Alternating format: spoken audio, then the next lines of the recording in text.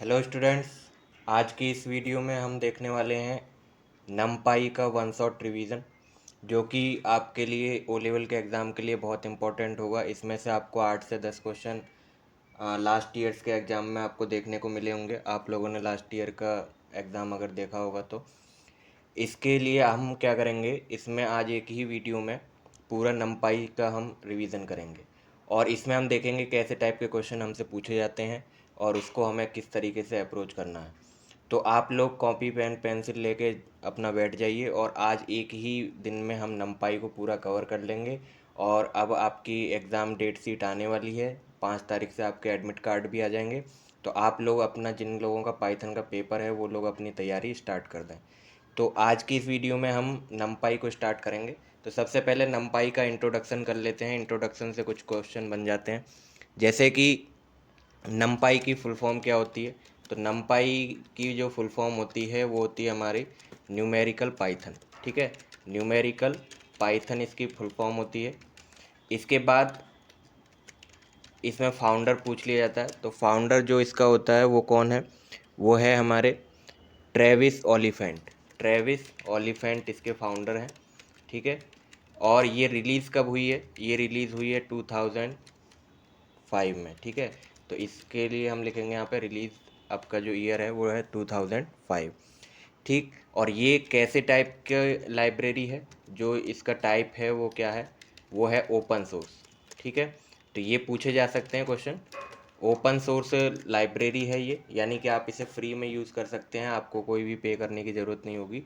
ठीक है, तो इतनी सारी चीज़ें तो आपके इसके इंट्रोडक्शन से ही आ जाती हैं कि इसके फुल फॉर्म क्या है, फाउंडर कौन है, रिलीज़ कब हुई है और इसका टाइप क्या है। तो आप इन सब को याद कर लेंगे। इसके बाद अब इसमें हम देखते हैं, कुछ क्वेश्चन आते हैं हमारे कोड से रिलेटेड। पाइथन में ज़्यादातर क्वेश्चन आपको देखने को मिलेंगे कि आपको एक प्रोग्राम दिया होगा, आपको उसका आउटपुट बताना है। तो हम उसी चीज़ की प्रैक्टिस करेंगे। मैं आपको यहाँ पर प्रोग्राम लिख के दिखाऊंगा और उसके आउटपुट कैसे आपको कैलकुलेट करना है वो विद प्रूफ आपको मैं यहाँ पे दिखाऊंगा। ठीक है, तो उसके लिए अब हम चलते हैं यहाँ पे कि हमें आउटपुट वाले क्वेश्चंस कैसे कवर करने हैं। ठीक है, तो आउटपुट वाले जो क्वेश्चंस होंगे उनको हम कैसे कवर अप करेंगे, तो उसके लिए हम यहाँ पे क्या करेंगे। अब सबसे पहले जो हम आउटपुट वाले क्वेश्चन देखने वाले हैं वो होंगे हमारे किससे रिलेटेड, जब हम एरे को क्रिएट करते हैं। ठीक है, एरे को क्रिएट करने से रिलेटेड हमारे पास कैसे क्वेश्चन आ सकते हैं वो हम यहाँ पे देखने वाले हैं। तो सबसे पहले हम एक एक करके एरे को कवर कर लेते हैं, कैसे क्रिएट करने हैं एरे। हम मतलब हमारा 0 डायमेंशनल एरे कैसे क्रिएट होगा, 1 डायमेंशनल कैसे होगा, ये सारी चीज़ हम यहाँ पे देख लेते हैं। तो यहाँ पे हमें क्या करना है, सबसे पहले अगर देखिए आपको ये पता होना चाहिए कि हमारी जो फर्स्ट लाइन होगी, अगर हम नमपाई के साथ कर रहे हैं वर्क, तो हमारी जो फर्स्ट लाइन होगी वो हमारी यही लाइन होगी कि इंपोर्ट नमपाई एज एनपी। तो इस लाइन में हमने क्या किया है, इंपोर्ट कीवर्ड का यूज़ करके जो नमपाई लाइब्रेरी है इसको अपने प्रोग्राम में इंपोर्ट कर लिया, यानी कि उसके सारे फंक्शंस, सारे जितने भी डिफ़ाइन किए गए फंक्शन हैं उनको हमने अपने प्रोग्राम में ऐड कर लिया। फिर हमने क्या किया, उसको एक शॉर्ट नेम दे दिया। तो एज कीवर्ड का यूज़ हम करते हैं एलियास नेम देने के लिए। एलियास नेम मतलब निक नेम की तरह होता है। तो जैसे हमने नमपाई को जो दूसरा नाम दे दिया अपने प्रोग्राम में, जो हम बार बार लिखेंगे, वो हमने दे दिया एनपी। तो अब हमें कहीं पे भी अपने प्रोग्राम में नमपाई लिखने की ज़रूरत होगी तो हम वहाँ पे क्या लिख देंगे, एनपी लिख देंगे। तो हमारा प्रोग्राम समझ जाएगा कि एनपी वर्ड हमने किसको दिया है, नमपाई के लिए दिया है। तो हम बार बार इतना बड़ा नमपाई लिखने से बच जाएंगे और एनपी लिख के अपना काम कर लेंगे। तो ये आपकी फर्स्ट लाइन होगी। आप कभी भी पाइथन का प्रोग्राम नमपाई के साथ लिखते हैं तो आपको ये नमपाई को इस तरीके से इंपोर्ट करना होगा। ठीक है, तो इसके लिए भी पूछा जा सकता है कि इंपोर्ट नमपाई एज एनपी का क्या मतलब है। ठीक है, तो यहाँ पर ये क्या हो रहा है कि हम नमपाई लाइब्रेरी को पाइथन प्रोग्राम में इंपोर्ट कर रहे हैं। ठीक है, समझ आ गया। इसके बाद अब हमें यहाँ पर एरे क्रिएट करना है। तो एरे क्रिएट करने के लिए हमारे पास कौन सा फंक्शन होता है, एरे फंक्शन होता है। तो यहाँ पर हम एक एरे अगर क्रिएट करें, तो जैसे मैंने ARR नाम वेरिएबल बनाया और उसमें मैंने एक एरे क्रिएट किया। तो एरे क्रिएट करने के लिए हमें कौन से फंक्शन की ज़रूरत होगी, एरे फंक्शन की ज़रूरत होगी। तो एरे फंक्शन की जब हमें ज़रूरत होगी तो हम उसे एक्सेस कैसे करेंगे। अब डायरेक्ट हम ऐसे लिख के तो एक्सेस कर नहीं सकते। अब ये एरे, इसको प्रोग्राम को कैसे पता चलेगा कि ये एरे फंक्शन वही एरे फंक्शन है जो नमपाई लाइब्रेरी में डिफाइंड था। तो इसको बताने के लिए हम क्या करेंगे, यहाँ पे प्रीफिक्स लगाएंगे NP, क्योंकि हमने numpy को किस नाम से एक्सेस किया हुआ है, NP नाम से। तो हमने जब इसके सामने NP लगा दिया तो अब ये समझ जाएगा कि ये जो एरे फंक्शन है ये कौन से एरे फंक्शन की बात की जा रही है, जो numpy लाइब्रेरी में डिफाइंड है। ठीक है, तो इसके अंदर अब हम यहाँ पे क्या करते हैं, कुछ नंबर्स पास कर देते हैं। जैसे कि मैंने यहाँ पे पास किया 10। ठीक है, तो मैंने 10 पास कर दिया। तो अब मैं जब इसको प्रिंट कराऊंगा तो यहाँ पे हम एक प्रिंट स्टेटमेंट भी लगा के रखते हैं ताकि हम साथ के साथ देखते रहें। तो यहाँ पर अब इसका मतलब क्या होगा, ये आपके ऐसे पेपर में आ सकता है, ये लाइन लिख के आएगी array is equal to NP dot array और ब्रैकेट में 10। ठीक है, अब आपको इसका आउटपुट बताना है। तो यहाँ प्रोग्राम में देख के तो आप आउटपुट बहुत आसानी से निकाल लेंगे, यहाँ पे आप इसको रन कर देंगे आपको आउटपुट मिल जाएगा। पर पेपर में ये चीज़ कठिन हो जाती है, तो आपको यही समझना है कि पेपर में हम कैसे इसको सॉल्व करें। तो पेपर के हिसाब से आपको सॉल्व करना सीखना है। तो हम जब यहाँ पर एक नंबर पास करते हैं तो वो हमारा होता है 0 डायमेंशनल एरे। ठीक है, कौन सा एरे होता है, डायमेंशन भी पूछा जा सकता है, तो वो होता है हमारा 0 डायमेंशनल एरे। और जब हम इसको प्रिंट करेंगे तो ये नंबर ही सीधे प्रिंट हो जाएगा यहाँ पर। ठीक है, तो ये नंबर हमारा प्रिंट हो जाएगा, देख सकते हो कोई ब्रैकेट लग के नहीं आएगा, सीधा हमारा नंबर प्रिंट हो जाएगा। इस चीज़ को आप ध्यान रखेंगे।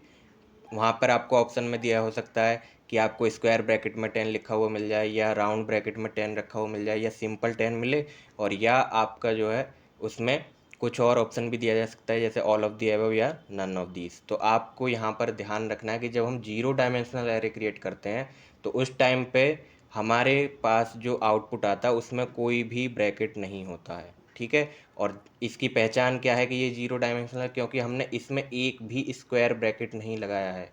जब हम स्क्वायर ब्रैकेट लगाते हैं तब हमारे डायमेंशन इंक्रीज होते हैं, जितने स्क्वायर ब्रैकेट होंगे उतने ही डायमेंशन होंगे। तो यहाँ पर हमने राउंड ब्रैकेट लगाया है, स्क्वायर ब्रैकेट नहीं लगाया, तो ये केवल क्या है, एक 0 डायमेंशनल एरे है। ठीक है, तो ये तो बात हो गई कि 0 डायमेंशनल एरे को हम कैसे वर्क करेंगे। ठीक है, अब हम देखते हैं यहाँ पे 1 डायमेंशनल एरे में यही चीज़ कैसे काम करेगी। तो यहाँ पे अब हम 1 डायमेंशनल एरे के लिए भी यहाँ पे इंपोर्ट कर लेते हैं इससे पहले, और फिर यहाँ पे हम बनाएंगे इसी तरीके से सेम NP डॉट एरे। तो NP डॉट एरे फंक्शन है, तो फंक्शन के लिए राउंड ब्रैकेट लगेगा ही, तभी वो फंक्शन माना जाएगा। ठीक है, तो ये जो ब्रैकेट है ये फंक्शन का ब्रैकेट है, आपको इस ब्रैकेट से कंफ्यूज नहीं होना कि ये इसको भी हम काउंट करेंगे, आपको केवल स्क्वायर ब्रैकेट्स को काउंट करना है। तो अब मैंने यहाँ पर जब 1 डायमेंशनल एरे बनाया, तो 1 डायमेंशनल एरे जब हम बनाएंगे तो उसके लिए उससे पहले हम ये देख लेते हैं कि यहाँ पर जो है हम क्या वैल्यू पास कर सकते हैं। जो अब ये मैंने 10 पास किया है, यहाँ पर हम और कौन कौन सी वैल्यू पास कर सकते हैं। तो यहाँ पर हम लिस्ट भी पास कर सकते हैं और टपल भी पास कर सकते हैं, आप इस चीज़ को ध्यान रखेंगे। यहाँ पर हम कौन से डेटा टाइप की वैल्यू पास कर सकते हैं, लिस्ट और टपल। तो अभी मैं अगर यहाँ पे आपको दिखाऊं कि लिस्ट कैसे पास करी जाएगी, तो हम यहाँ पर जब हम पास करें तो हमने जैसे स्क्वायर ब्रैकेट की किसकी पहचान है, लिस्ट की पहचान है। तो अब जैसे मैंने यहाँ पे लिख दिया 1 2 3। ठीक है, तो 1 2 3 मैंने यहाँ पे लिखा, तो ये क्या है, लिस्ट है। तो लिस्ट मैंने पास कर दी, कोई भी एरर नहीं आएगा। ठीक है, तो हम ये भी ध्यान रखेंगे कि एरे फंक्शन के अंदर एक लिस्ट को पास किया जा सकता है। ठीक है, आ गया मेरा आंसर। इसके बाद अब अगर मैं यहाँ पर इसी में एक और वेरिएबल बना दूँ एरे 2 के नाम से, और यहाँ पर मैंने पास कर दिया NP डॉट एरे, और यहाँ हमने टपल पास किया। टपल की पहचान क्या है, राउंड ब्रैकेट। तो टपल हमने पास किया 1 2 3, और इसको मैंने प्रिंट कराया यहाँ पर, प्रिंट ARR2। ठीक है, तो यहाँ पर क्या हुआ, दोनों सेम प्रिंट हो रहे हैं। ठीक है, तो हम क्या कर सकते हैं, ये हमें एक क्वेश्चन मिल गया कि जो एरे फंक्शन होता है, एरे फंक्शन के अंदर हम लिस्ट को भी पास कर सकते हैं और टपल को भी पास कर सकते हैं। इसको आप हाईलाइट करके कहीं पे नोट कर लें। ठीक है, और जिन लोगों को मैंने ऑफलाइन पढ़ाया हुआ है वो अपने नोट्स लेके बैठें, तो उनके नोट्स में ये चीज़ें मैंने लिखवाई हैं और वो अपने नोट्स में कर लें। और जो नए स्टूडेंट्स यहाँ पे देख रहे हैं वो नोट करते चलें, क्योंकि यहाँ पर मैं जितनी चीज़ें बता रहा हूँ उनके पेपर में आने के चांसेस रहेंगे, और वो आपके जो है अच्छी प्रिपरेशन हो जाएगी एक ही वीडियो के अंदर। तो यहाँ पर हमने ये क्वेश्चन देख लिया कि जो एरे फंक्शन होता है उसके अंदर हम कौन से डेटा टाइप की वैल्यू पास कर सकते हैं, लिस्ट और टपल। अब हम जो बात कर रहे थे, हम डायमेंशंस की बात कर रहे थे। तो डायमेंशंस की जब हम बात कर रहे थे तो हमने ये 0 डायमेंशन एरे बनाया था, 0 डायमेंशन एरे बनाया तो हमें कोई भी ब्रैकेट नहीं देखने को मिला। तो ये पहचान है जीरो डायमेंशन एरे की। तो हम इतनी बात अब तक कर चुके हैं। तो अब हम इससे आगे बढ़ते हैं।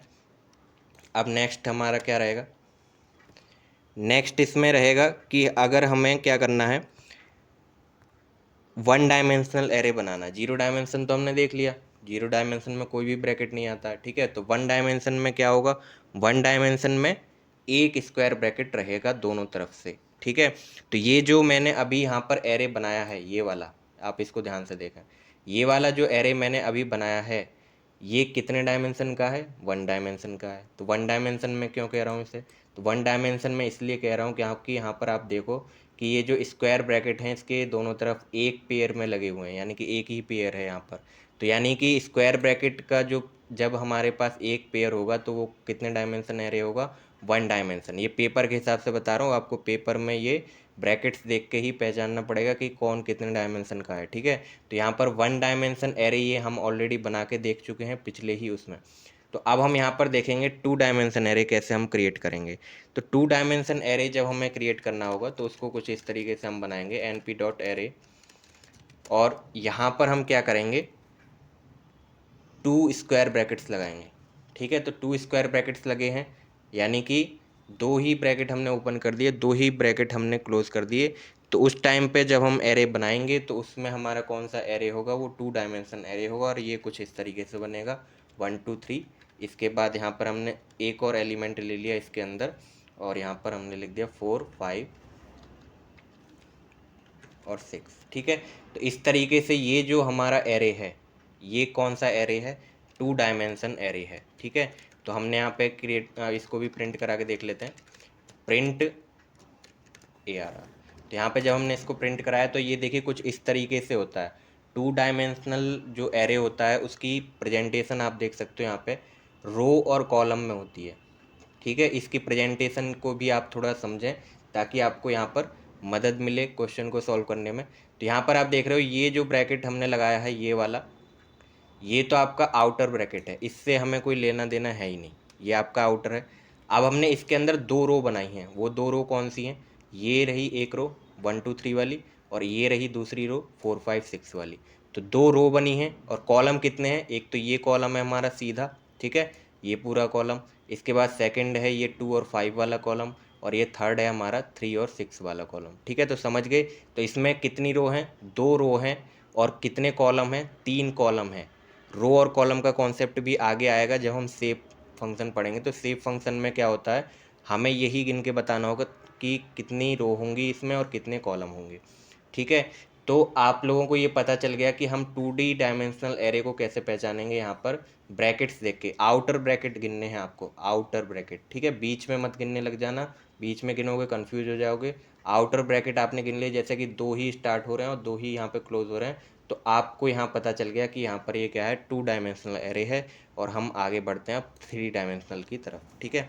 तो थ्री डायमेंशनल एरे जब हम बनाएंगे यहाँ पर, तो थ्री डायमेंशनल एरे में हम क्या करेंगे, थ्री डायमेंशन में हम थ्री थ्री ब्रैकेट्स लगाएंगे। तो जैसे आप देखो हमने यहाँ पे क्या किया, ARR is equal to np.array, और यहाँ पर हमने क्या कर दिया, सबसे पहले हमने यहाँ पे थ्री ब्रैकेट्स ही लगा दिए और अपना काम ख़त्म कर दिया, ठीक है। थ्री ब्रैकेट्स जब हमने यहाँ पे लगा दिए, अब हमें अंदर वाले ब्रैकेट के साथ ही काम करते हुए चलना है, यानी कि 1 2 3, फिर अंदर गए, फिर एक और लगाया, इसी के साथ हमें एलिमेंट क्रिएट करते हुए चलना है।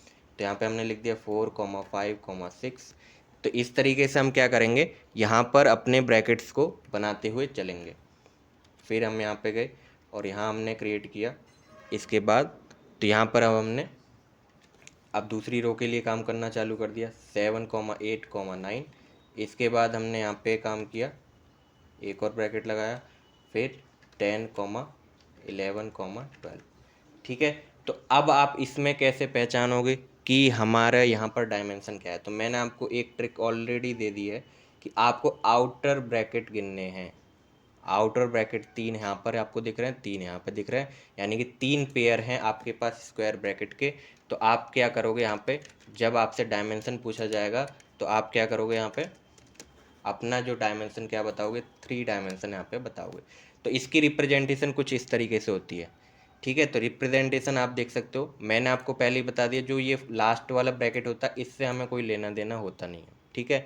तो इससे हमें कोई लेना देना होता नहीं है। तो अब हम इसके अंदर देखेंगे कि डबल ब्रैकेट वाले कितने हैं। तो डबल ब्रैकेट देखो, एक बार यहाँ स्टार्ट हुआ है और यहाँ पर डबल ब्रैकेट क्लोज हो गया है, फिर इसके बाद दूसरा डबल ब्रैकेट यहाँ स्टार्ट हुआ है और यहाँ पर क्लोज हो गया है। तो ये जो डबल ब्रैकेट हैं ये इसकी क्या है, रो हैं, ठीक है। तो इसमें कितनी रो हैं, 2 रो हैं, ठीक है। एक तो ये रही डबल ब्रैकेट वाली रो और एक ये है डबल ब्रैकेट वाली रो। फिर इसके अंदर और रो हैं, यानी कि अब इसकी जो हम शेप बताएंगे वो इस तरीके से होगी। 3 डायमेंशनल की शेप ऐसे होती है कि पहले हम आउटर रो बताते हैं, तो आउटर रो इसमें कितनी है, 2 हैं। फिर अब हम इनर रो पे चलेंगे, इनर रो मतलब सिंगल सिंगल ब्रैकेट की। तो एक रो यहाँ पर है, ठीक है, एक रो यहाँ पर है, 2 हो गई, ठीक है। फिर एक रो यहाँ पर है, 3, और एक रो यहाँ पर है, 4। तो इनर में कितनी है, 4। तो 2, 4। इसके बाद अब हम कॉलम गिन लेंगे। तो ये एक कॉलम सीधा सीधा आ रहा है 1, 4, 7, 10 का। इसके बाद दूसरा कॉलम आ रहा है 2, 5, 8, 11 का। और तीसरा कॉलम आ रहा है 3, 6, 9, 12 का। तो यानी कॉलम कितने हैं इसमें, 3। तो जो इसकी शेप होगी, शेप हमारी क्या होगी, 2 आउटर रो हैं, फिर 4 इनर रो हैं, फिर आपके क्या है यहाँ पे 3 कॉलम हैं। तो ये इसकी शेप होगी। और यहाँ पर आप इसको क्रिएट करना सीख जाएं तो और बेटर होगा कि आप इसको क्रिएट कर लें, अगर इस तरीके से जैसे ये आउटपुट में आपको दिख रहा है। तो इसको क्रिएट करने के लिए आप क्या करोगे, पहले ये आउटर ब्रैकेट एक एक उठा के यहाँ पे रखोगे। अब आप इसमें थोड़ा ध्यान से देखोगे तो यहाँ पर ये जो डबल ब्रैकेट है ये यहाँ पर से स्टार्ट हुआ है और ये बंद कहाँ पर हुआ है, डबल एक साथ ही बंद होगा, ठीक है। तो यहाँ पर डबल बंद हो गया है, तो यानी कि ये पूरा एक एलिमेंट है। तो ये पूरा एक एलिमेंट मान के चलना है आपको इतना, ठीक है। तो इसको आप लिख दोगे कुछ इस तरीके से, यहाँ पर जैसे कि लिखा गया, ठीक है, इस तरीके से। फिर आपको दोबारा देखना है यहाँ से कॉमा के बाद फिर डबल ब्रैकेट स्टार्ट हुआ है, तो आपको इसको लेते हुए चलना है और यहाँ पे आपको देखते चलना है कि कहाँ तक जा रहा है हमारा। यहाँ तक डबल ब्रैकेट बंद हुआ है, क्योंकि हम ये लास्ट वाला ब्रैकेट तो ऑलरेडी ले चुके हैं। तो यहाँ तक बंद हुआ है, तो यानी कि ये आपका क्या है, दूसरा एलिमेंट है। तो इसको आपको रख देना है यहाँ पर इस तरीके से, ठीक है। तो ये प्रेजेंटेशन आप जो है अपने हाथ से भी बना सकते हो, इसमें कोई बड़ी बात नहीं है। अगर आप ऐसा बना लोगे तो आप और इजीली सवाल को सॉल्व कर पाओगे। 1-2 क्वेश्चन पे प्रैक्टिस करोगे तो आपको ये सॉल्व करना आ जाएगा, ठीक है। तो इसके बाद अब हमने तीनों तरीके के एरे क्रिएट करना सीख लिया और अभी तक हमारे कितने क्वेश्चन प्रिपेयर हो गए कि हम इंपोर्ट स्टेटमेंट क्यों लगाते हैं, इंपोर्ट से हमारा क्या होता है, एरे फंक्शन का यूज़ क्या होता है, एरे डायमेंशन कितने होते हैं, 0 डायमेंशन, 1 डायमेंशन, 2 डायमेंशन, 3 डायमेंशन। फिर उनको हम बनाते कैसे, यानी कि प्रेजेंट कैसे करते हैं इस फॉर्म में, ठीक है। यानी कि रो और कॉलम के फॉर्म में कैसे प्रेजेंट करेंगे उसको हमने देख लिया, ठीक। अब हम आगे चलते हैं। आगे है कि अगर हम यहाँ पर क्या करना चाहते हैं, अब हमें चेक करना है कि हमारे जो एरे थे, अब जैसे मैंने इसको बोला ये 3 डायमेंशन है, तो आपको कैसे पता चलेगा कि ये 3 डायमेंशन है, इसको पता करने के लिए भी तो कुछ होना चाहिए। तो उसके लिए हम यहाँ पे क्या करेंगे, हमारे पास नमपाई में भी एक फंक्शन होता है इसके लिए, ठीक है। तो इसके लिए जो फंक्शन होता है वो है हमारा एंडिम फंक्शन। तो एंडिम फंक्शन का काम क्या होता है, किसी भी एरे की डायमेंशन फाइंड करना, ठीक है। यानी कि डायमेंशन फाइंड करना इसका काम होता है। तो जैसे अब अगर हम यहाँ पे डायमेंशन फाइंड करना चाहें, ये जो एरे हमने बनाया है, तो हम यहाँ पे लिखेंगे प्रिंट। तो अब हम किसकी डायमेंशन फाइंड करना चाहते हैं, एरे की, क्योंकि मैंने यहाँ पे नाम क्या दिया, यहाँ पे जो नाम होगा वो लिखना है, ठीक है। यहाँ पे मैंने नाम दिया ARR, तो मैंने यहाँ पे भी इसको यही नाम दिया, इसकी ही फाइंड करनी है, ठीक है। तो इस पे डॉट लगा के आपको वो फंक्शन रन करना है। तो एंडिंग फंक्शन होता है जो हमें बताता है इसकी डायमेंशन क्या है। तो ये देखो जब मैंने रन किया तो यहाँ पर आ गया 3, ठीक है। तो 3 आ गया। इसी तरीके से अगर मैं यहाँ पर चेक करके दिखाऊँ आपको, तो यहाँ पर भी आप चेक कर सकते हो, यानी किसी भी एरे के लिए आप चेक कर सकते हो। तो हमने यहाँ पर किया प्रिंट, प्रिंट क्या करना है, एरे का नाम डॉट एंडिम। तो ये आपको ऐसे दिखाया जा सकता है पेपर में। तो आपको क्या करना है, इसके लिए इन ब्रैकेट को ही गिन लेना है। तो जैसे 2 ब्रैकेट है, मैं आपको पहले बता दे रहा हूँ, इसका 2 आने वाला है। तो 2 ब्रैकेट हैं, देखो 2 ब्रैकेट स्टार्ट में है, 2 ब्रैकेट क्लोज में है। तो अब मैं जब इसको रन करूँगा तो यहाँ पर आप देख पा रहे होगे कि ये 2 आ गया, ठीक है। तो इस तरीके से हमारा जो है यहाँ पे काम होता है, समझ गए होंगे, ठीक। ऐसे इसमें 3 ब्रैकेट थे तो इस वजह से इसकी डायमेंशन क्या आई, 3 आई। तो ये आपको ऐसे लाइन दी जा सकती है अगर आपको उससे डायमेंशन पूछना होगा प्रोग्राम के थ्रू। अगर वो ऐसे ही सेंटेंस में पूछ लेता है कि इसकी डायमेंशन क्या है, तो कोई दिक्कत वाली बात नहीं है, आप इसके डायमेंशन ब्रैकेट गिन के बता देंगे। अब अगर आपसे वो फंक्शन के थ्रू ऐसे प्रोग्राम लिख के पूछ लेता है तो आप क्या करोगे, इस वाले फंक्शन को ध्यान रखोगे कि इस वाले फंक्शन का काम क्या होता है कि इसके डायमेंशन काउंट करके बता देना। ठीक है, तो इतनी सी बात है। अब आता है कि हम मल्टी डायमेंशनल एरे कैसे क्रिएट करेंगे। अब हमने 0 डायमेंशनल तो क्रिएट कर लिया, 1 डायमेंशन भी क्रिएट कर लिया, 2 डायमेंशन भी क्रिएट कर लिया, 3 डायमेंशन भी। अब हम जैसे ही 3 डायमेंशन पे पहुंच रहे हैं तभी हमें ये इतना अजीब सा लग रहा है कि यहाँ पर बहुत सारे ब्रैकेट हो जा रहे हैं, इनको कैसे कंट्रोल करा जाएगा, किस तरीके से इसको मेंशन किया जाएगा, किस तरीके से हम प्रोग्राम बनाएंगे अगर हमें ज़्यादा डायमेंशन के एरे बनाने पड़ जाते हैं। तो उस टाइम के लिए हमारे पास एक एट्रीब्यूट होता है इसी एरे फंक्शन के अंदर। तो एरे फंक्शन के अंदर एक एट्रीब्यूट होता है एनडी मिन के नाम से।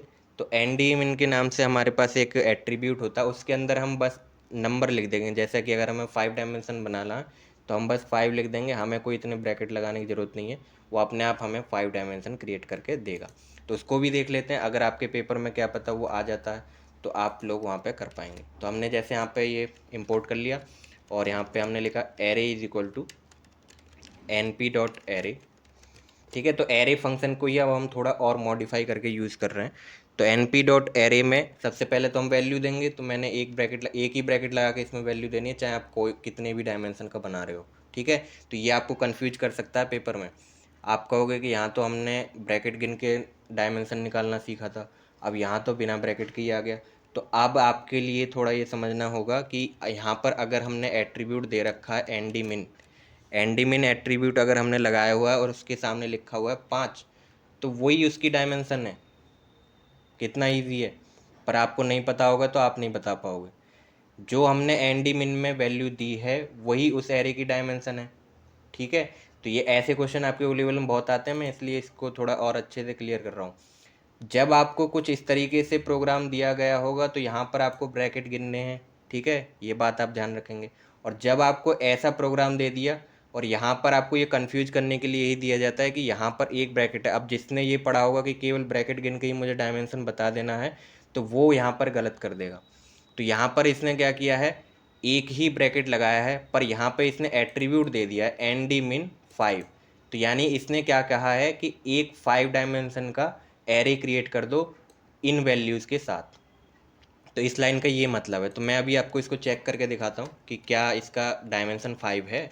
तो हम यहाँ पे प्रिंट करेंगे, सबसे पहले एरे को प्रिंट कर लेते हैं। ठीक है, एरे प्रिंट हो गया। इसके बाद अब इसकी डायमेंशन मुझे अगर पता करनी हो तो मैं कैसे पता करूँगा, arr.ndim। ठीक है, तो अब हमने इसको रन किया तो आप यहाँ पे देखोगे ये तो इसकी प्रेजेंटेशन है। ठीक है, और ये आपका है आपका आउटपुट जो हम पूछ रहे थे कि डायमेंशन कितनी है, 5 आई है। ठीक है, तो आप इसको ध्यान में रखेंगे कि जब हम एनडी मिन का यहाँ पे यूज़ कर रहे हैं तो वही उसकी डायमेंशन है, क्योंकि एनडी मिन हम यूज़ ही इसलिए करते हैं कि वो आपको एरे की डायमेंशन बताए और आप इतने ब्रैकेट लगाने से बच जाए। अगर आपने जैसे अगर इसी चीज़ को ब्रैकेट के साथ बनाया होता तो आप इस तरीके से लिखते तो कितना कॉम्प्लिकेटेड हो जाता कि आपको इतने ब्रैकेट लगाने पड़ रहे हैं, फिर इतने ही ब्रैकेट इधर लगाने पड़ रहे हैं।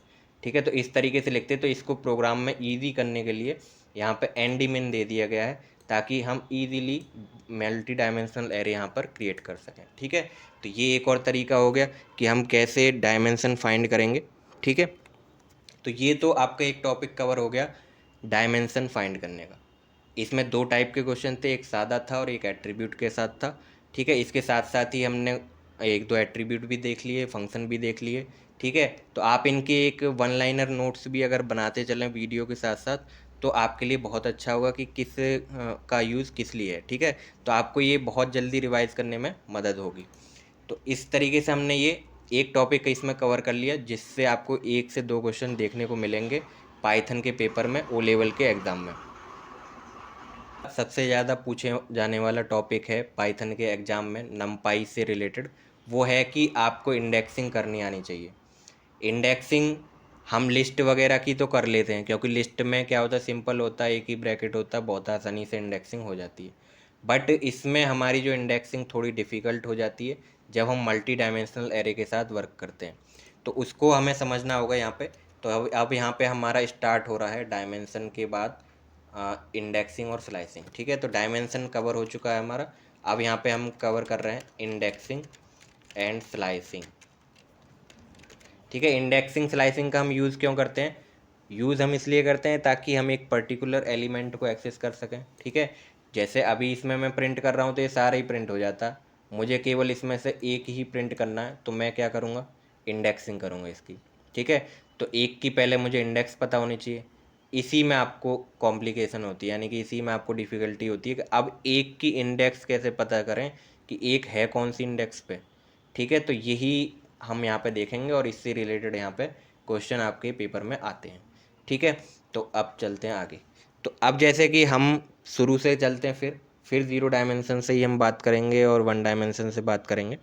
तो वन डायमेंशन तो लिस्ट की तरह ही होते हैं, तो वो तो आसान होते हैं। जैसे कि अगर मैंने यहाँ पे एक एरे बना दिया और उसमें मैंने लिख दिया, यहाँ पे एक लिस्ट पास कर दी 1,2,3। ठीक है, तो ये वन डायमेंशन है। ठीक है, क्योंकि मैंने एक ब्रैकेट लगाया, तो वन डायमेंशन है। अब मुझे इसका इंडेक्स मैं आपको बता देता हूँ। सबसे पहले इंडेक्स के कुछ रूल आपको पता होने चाहिए। इंडेक्स स्टार्ट कहाँ से होती है? जीरो इंडेक्स से। तो ये वन की इंडेक्स कितनी है? जीरो। टू की इंडेक्स कितनी है? वन। थ्री की इंडेक्स कितनी है? टू। यानी कि ऐसे आगे बढ़ते जाएंगे, यानी कि जीरो से स्टार्ट करके आप आगे को काउंट करते जाएंगे, वो उनकी इंडेक्स है। तो मैंने अभी इस टू की इंडेक्स क्या बताई? वन बताई है। तो टू की इंडेक्स वन बताई है, तो मुझे अगर अब इस टू को एक्सेस करना होगा तो मैं किस तरीके से एक्सेस करूँगा यहाँ पर? तो मुझे यहाँ पर लिखना होगा प्रिंट ARR। ठीक है, तो ARR की जो इंडेक्स को हम मेंशन करते हैं स्क्वायर ब्रैकेट में मेंशन करते हैं। ठीक है, तो स्क्वायर ब्रैकेट के अंदर जब लिखा रहता है प्रिंटिंग के टाइम पे, तो वो हमारे क्या बताता है? इंडेक्सिंग बताता है, और मुझे वन इंडेक्स का एलिमेंट निकालना है। तो वन इंडेक्स पे कौन है?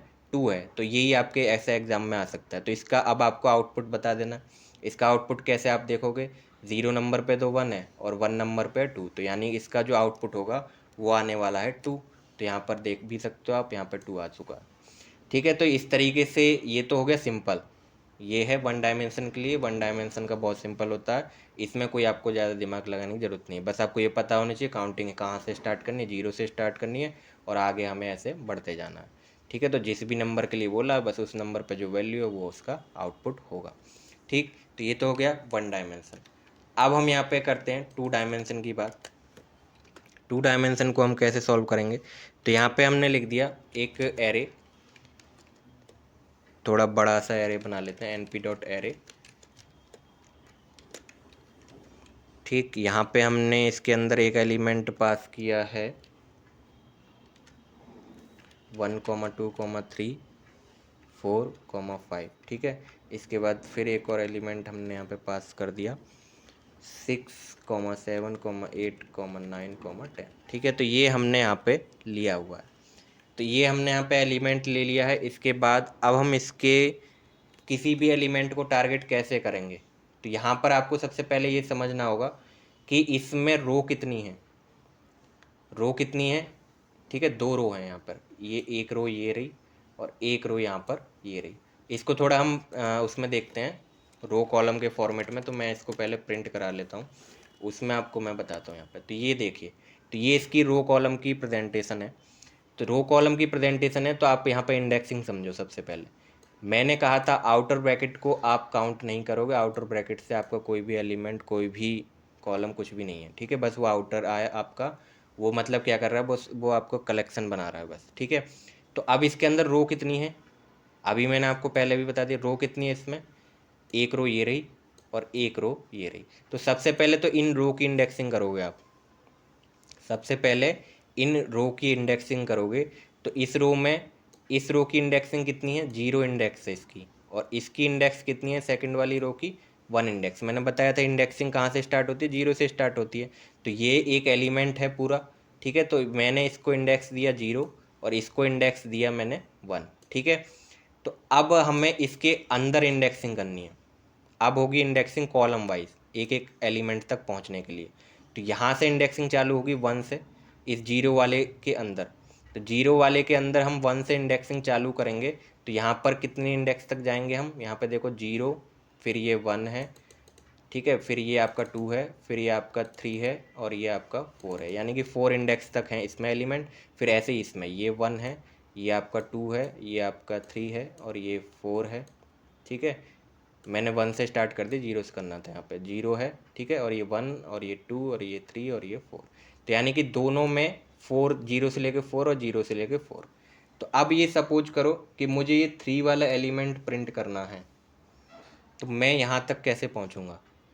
तो मुझे पहले ये पता होना चाहिए कौन सी रो में है, तो उस रो की इंडेक्स पता होना चाहिए। ये वाला एलिमेंट है इस रो में, तो इस रो की इंडेक्स मैंने क्या बताई थी? 0।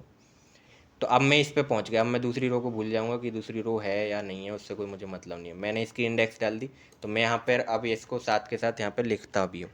तो मैंने यहाँ पे लिखा प्रिंट ARR स्क्वायर ब्रैकेट में मैंने लिख दिया 0। अब आगे क्या करेंगे? 0 किया तो हम इस लाइन में पहुँच गए। तो अभी हमारा प्रोग्राम इस लाइन में पहुंच गया। अब मैं इसकी वर्किंग दिखा रहा हूँ आपको, ये वर्क कैसे होता है, ठीक है। तो इस लाइन में पहुंच गया। अब वो कह रहा है कि इस लाइन में तो बहुत सारे एलिमेंट है, अब बताओ इसमें कौन सी इंडेक्स का एलिमेंट चाहिए आपको।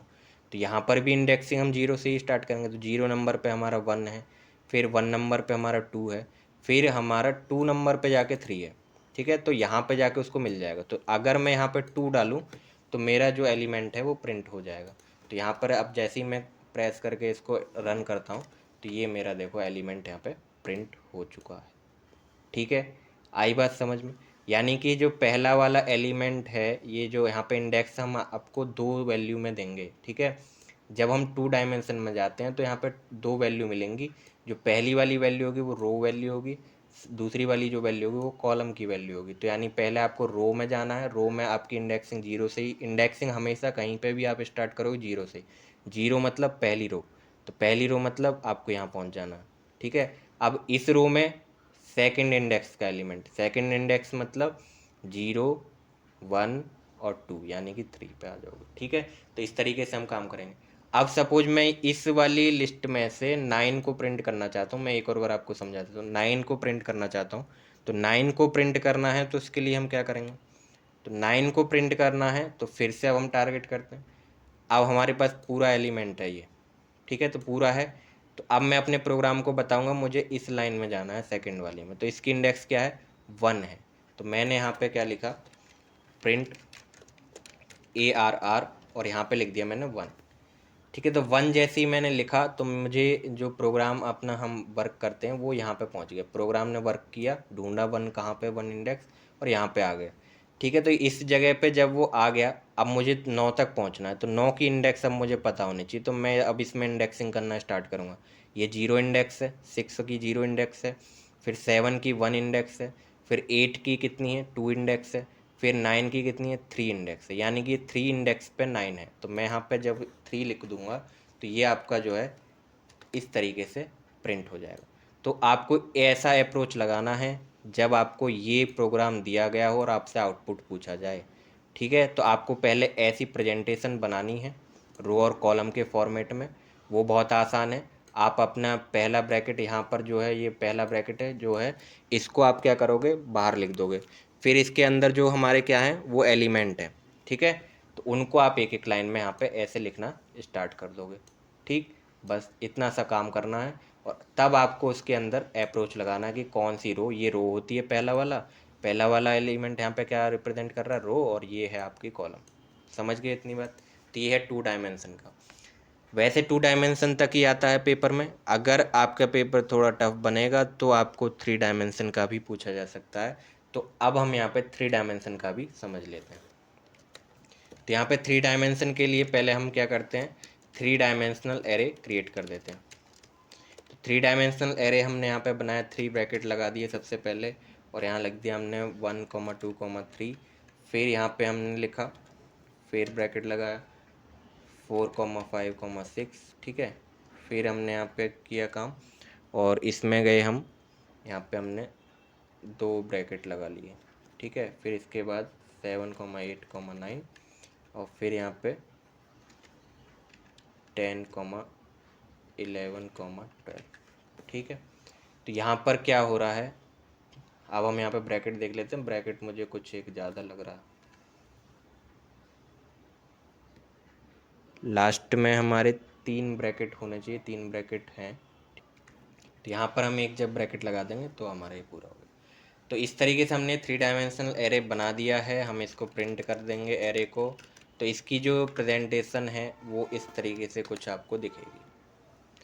ठीक है, तो इसकी प्रेजेंटेशन इस तरीके से बनती है, यानी इसके जो एलिमेंट होते हैं वो ये डबल ब्रैकेट वाले होते हैं। तो डबल ब्रैकेट वाला ये पूरा एक एलिमेंट है, इसको आप 2 लाइन में लिख लोगे। फिर ये डबल ब्रैकेट वाला यहाँ से स्टार्ट हुआ, ये आपके एलिमेंट है, इसको आप 2 लाइन में लिख लो। एक लाइन में मत लिखना, इसकी तरह यहाँ पर जैसे लिखा हुआ है ये आपको रिप्रेजेंटेशन दिख रही है, ऐसे 2 लाइन में लिखना। ठीक है, क्योंकि ये सब अलग अलग रो हैं, सिंगल सिंगल। ठीक है, तो ऐसे आप लिखोगे। तो अब इसमें हम कैसे एक्सेस करेंगे, यानी इसमें हमें तीन तीन चीज़ें वैल्यू हमें यहाँ पे डालनी पड़ेंगी जब हम इंडेक्सिंग करेंगे।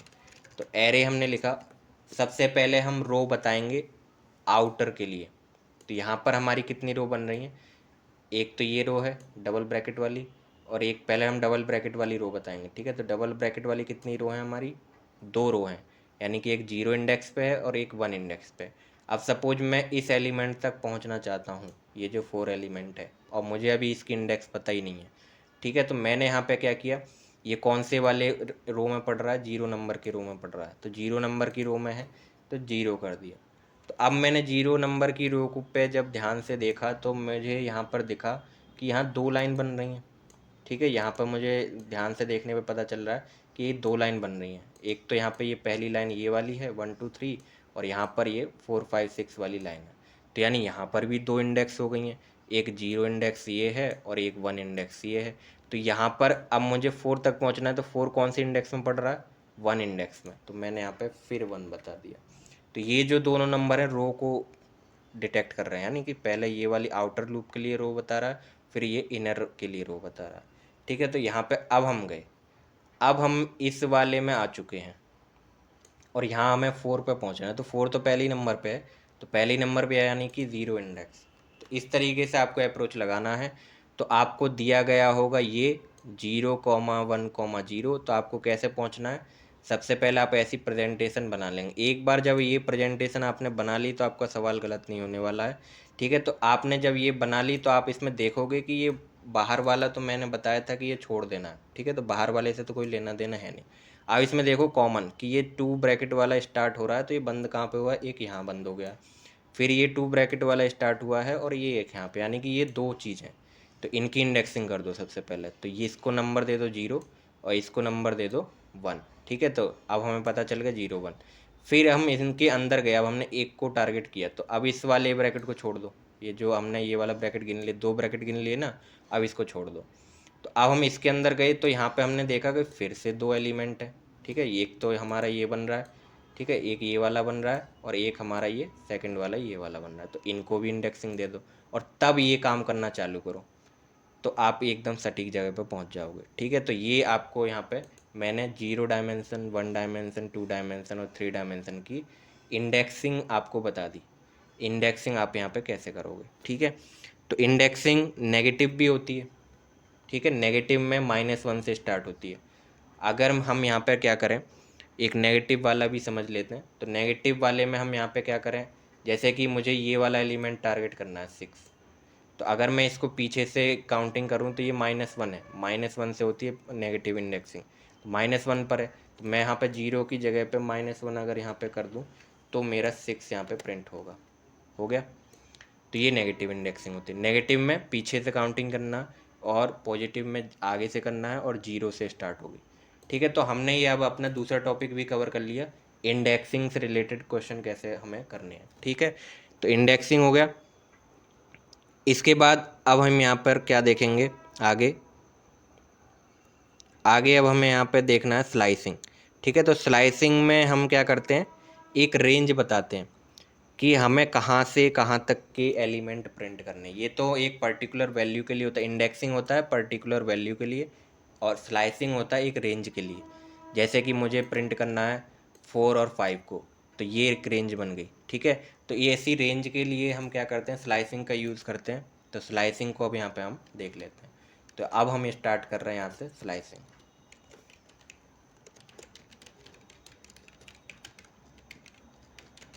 ठीक है, तो नमपाई स्लाइसिंग हमने यहाँ पे स्टार्ट कर दिया। तो इसके लिए अब हम यहाँ पे क्या करेंगे, नमपाई स्लाइसिंग के लिए तो अब हम यहाँ पे उसको भी सभी के अकॉर्डिंग देख लेते हैं, यानी कि सभी डायमेंशन के लिए देख लेते हैं, 1 डायमेंशन, 2 डायमेंशन, 3 डायमेंशन। तो सबसे पहले हम देखेंगे 1 डायमेंशन के लिए, क्योंकि 1 डायमेंशन ईजी होता है, वहाँ से हमारा कॉन्सेप्ट सही हो जाता है, तब हम आगे बढ़ते हैं। ठीक है, तो यहाँ पर हम क्या करेंगे, स्लाइसिंग कर रहे हैं 1 डायमेंशन की। तो 1 डायमेंशन में हम एक पहले एरे बना देते हैं, एरे बराबर np डॉट एरे, और यहाँ पे हमने लिख दिया इस तरीके से 1, 2, 3, ठीक है, 4, 5, 6, थोड़ा बड़ा ले लेते हैं क्योंकि हमें स्लाइसिंग करनी है। ठीक है, तो अब हमने ये एलिमेंट ले लिया और हमने इसको पूरा ही प्रिंट करा दिया, पहले चेक करेंगे। ठीक है, तो हमने पूरा प्रिंट करा दिया और ये हमारा एलिमेंट पूरा प्रिंट हो गया, कोई दिक्कत नहीं। अब मैं यहाँ पे क्या करना चाहता हूँ, 2, 3, 4 को प्रिंट कराना चाहता हूँ, यानी कि इस एलिमेंट में से मैं इतनी रेंज प्रिंट कराना चाहता हूँ। तो उसके लिए क्या करेंगे, स्लाइसिंग का यूज़ करेंगे। तो स्लाइसिंग में हम इंडेक्स की मदद लेते हैं। अब हमें सबसे पहले इनकी इंडेक्स पता होनी चाहिए कि स्टार्ट कहाँ से हो रहा है, एंड कहाँ तक हो रहा है। ठीक है, तो स्टार्ट हो रहा है किस इंडेक्स से, 1 इंडेक्स से। 2 की इंडेक्स क्या है, 1 है, 1 इंडेक्स से स्टार्ट हो रहा है और जा कहाँ तक रहा है, 2 पे गया, फिर 3 पे गया, यानी 3 इंडेक्स तक जा रहा है। ठीक है, तो 3 इंडेक्स तक जब हमारे यहाँ पे जा रहा है, तो अब इसमें एक देखने वाली बात ये है कि अगर हमें 3 इंडेक्स तक पहुंचना है तो एक बढ़ा के डालना होगा, यानी कि 4 इंडेक्स तक, क्योंकि जो हमारा पाइथन का प्रोग्राम है वो लास्ट वाली जो हम वैल्यू देते हैं उसको एक्सक्लूड रखता है। तो आपको एक एक्स्ट्रा दे के चलना होगा ताकि आपकी यहाँ तक की वैल्यू आ जाए। तो आपको कहाँ से कहाँ तक डालना होगा, 1 डालना होगा, फिर आपको कॉलन लगा के 4 ऐड करना होगा। तो किस तरीके से करेंगे इसको देख लेते हैं। तो हमने लिखना है प्रिंट ARR और ब्रैकेट लगाएंगे, स्टार्टिंग कहाँ से थी, 1 इंडेक्स से थी, और फिर कॉलन लगाएंगे और कहाँ तक है, 2 और 3 तक है। पर अगर मैंने 3 लिख दिया तो वो एक पहले ही रुक जाएगा, तो मुझे क्या करना है, 4 तक डालना है। ठीक है, तो एक एक्स्ट्रा डाल के रखेंगे, तो यहाँ पे हमें जो है देखने को मिल जाएगा। इसमें अभी हमने यहाँ पे देखो प्रिंट की स्पेलिंग गलत कर दी जल्दी में। ठीक है, तो यहाँ पे हम प्रिंट की स्पेलिंग सही करके लिखते हैं। तो यहाँ पे हमने देखो 2, 3, 4 को आउटपुट में ले लिया। ठीक है, तो इंडेक्सिंग समझ गए, यानी कि इंडेक्सिंग में आपको ये चीज़ ध्यान रखनी है कि ये जो लास्ट वाला नंबर है इस पर बहुत ध्यान देना, लास्ट वाला नंबर आपको छोड़ देना है। इसका मतलब ये नहीं है कि 4 इंडेक्स वाला नंबर भी प्रिंट हो जाएगा। ठीक है, मैं यहाँ पे थोड़ी वैल्यू यहाँ पे चेंज कर देता हूँ क्योंकि आपको कन्फ्यूजन हो सकता है कि 1, 2 में कौन से 1, 2 की बात कर रहा हूँ, क्योंकि मैंने वहाँ पर भी 1, 2 लिख दिया है और यहाँ पर भी 1, 2 लिख दिया। तो मैं इनको 10, 20, 30, 40, 50, 60 बना देता हूँ। तो अब आपको यहाँ पे थोड़ा क्लियर होगा। तो अब यहाँ पे देखो कि 1 किस इंडेक्स की बात हो रही, 1 पे कौन सा एलिमेंट है, 1 इंडेक्स पे, 1 इंडेक्स पे है 20। ठीक है, तो 20 तो आएगा। इस वाले के बारे में आपको सोचना ही नहीं है कि स्टार्टिंग में हमें छोड़ना है कि ऐड करना है, स्टार्टिंग वाला ऐड रहेगा। ठीक है, फिर हम 4 तक जाना है। तो 4 तक जाने का मतलब ये है कि आपको 1 वाले को प्रिंट करना है, 2 वाले को प्रिंट करना है और 3 वाले को प्रिंट करना है। बट जो 4 है उसको आप छोड़ दोगे, यानी कि जो एंड पॉइंट होता है वो हमारा एक्सक्लूड होता है। एक्सक्लूड का मतलब वो प्रिंट नहीं होगा। ठीक है, तो इस चीज़ को आपको ध्यान में रखना है। तो इसमें जो टोटल आउटपुट आएगा वो ये आएगा 20, 30, 40। ठीक है, तो ये आपको अगर प्रोग्राम मिल जाता है आपके पेपर में तो आपको इसका आउटपुट क्या बता देना है, ये बता देना है। ठीक है, समझ गए बात। ठीक, तो ये तो हो गया 1 डायमेंशन के लिए। अब हम ऐसे ही 2 डायमेंशन को कवर करते हैं। तो 2 डायमेंशन में हम पहले एक एरे बना लेते हैं, यहाँ पर np डॉट एरे। ठीक है, एरे हमने यहाँ पे क्रिएट किया 2 डायमेंशन के लिए, 2 ब्रैकेट की नीड होती है और हमने यहाँ पे 10, 20, 30 यहाँ पे लिख दिया। इसके बाद एक और हमने एलिमेंट ले लिया और यहाँ पे हम क्या करेंगे, ब्रैकेट लगा के 40, 50, 60। ठीक है, तो ये हमने 2 डायमेंशन एरे बना लिया है और इसको पहले हम ऐसे ही प्रिंट कर लेते हैं ताकि हमें ये प्रेजेंटेशन दिखे, क्योंकि इस प्रेजेंटेशन से ही हमें सारी चीज़ें समझनी है। ठीक है, तो अब हम यहाँ पर क्या करना चाहते हैं, हमें प्रिंट करना है 20 और 30 को, 20 और 30 को प्रिंट करना है। तो इस केस में अब हम यहाँ पे क्या करेंगे, 20, 30 को जब हमें प्रिंट करना होगा तो सबसे पहले तो हमें इस वाले ब्रैकेट में पहुँचना होगा, क्योंकि इसमें अब हो गए 2 एलिमेंट, एक तो ये 10, 20, 30 अलग है और ये 40, 50, 60 अलग है। ठीक है, तो अब हमें पहले इस तक पहुँचना होगा। तो यहाँ तक पहुँचने के लिए हमें क्या करना होगा, तो यहाँ तक पहुँचने के लिए हमें ये करना होगा कि सबसे पहले इंडेक्स पता होनी चाहिए। तो हमारा जो रेंज है वो कौन से इंडेक्स वाले में है, पहले वाले मतलब जीरो इंडेक्स वाले में, ठीक है। तो हम यहाँ पर कुछ इस तरीके से लिखेंगे, प्रिंट ARR ब्रैकेट जीरो वाले में हमारा है एलिमेंट। तो अब हम पहुँच गए यहाँ पर, ठीक है, हमारा प्रोग्राम यहाँ पहुँच गया इस जीरो को देखते ही। तो अब मुझे जीरो वाले में क्या करना है, 20 और 30 को प्रिंट कराना है। तो बस यहाँ पर अब मैं क्या करूँगा, यहाँ पर अब मुझे क्या करना है, कॉमा लगा के इसकी जो है रेंज बता देनी। तो इसकी रेंज क्या है, देखो पहले इसमें जीरो एलिमेंट है, फिर 1 है, फिर 2 है, यानी 1 और 2 तक है। तो 1 मैंने यहाँ पे ऐड की और मुझे जाना है कहाँ तक, लास्ट तक, क्योंकि 30 क्या लास्ट है। तो जब हमें लास्ट तक जाना हो तो हमें एंड वाली वैल्यू देने की कोई ज़रूरत नहीं है, ठीक है। इस चीज़ को आप ध्यान रखें, जब आपके प्रोग्राम में स्लाइसिंग में एंड वैल्यू नहीं दी गई हो, ठीक है, यहाँ पर हम दो वैल्यू जो डालते हैं, स्टार्ट वैल्यू एक डालते हैं और एक एंड वैल्यू डालते हैं। तो एंड वैल्यू आपकी छोड़ दी गई है, तो एंड वैल्यू जब छोड़ दी गई है तो यानी कि लास्ट तक जाएगा, ठीक है। तो जो लास्ट तक होगा वो हमारे यहाँ पे आ जाएगा। तो आप यहाँ पे देख पा रहे होगे 20 30 ये आ चुका है, ठीक है। तो आपको यहाँ पर अप्रोच इस तरीके से रखना है कि जब 2 डायमेंशन एरे होगा तो यहाँ पर जो कॉमा से पहले जो नंबर होगा वो ये बताने के लिए होगा कि हमें कौन से वाली रो में काम करना है, ठीक है, इसके लिए होगा। तो जब हमें रो पता चल जाएगी उसके अंदर हम स्लाइसिंग करेंगे। तो स्लाइसिंग आपको पहचान लेनी है।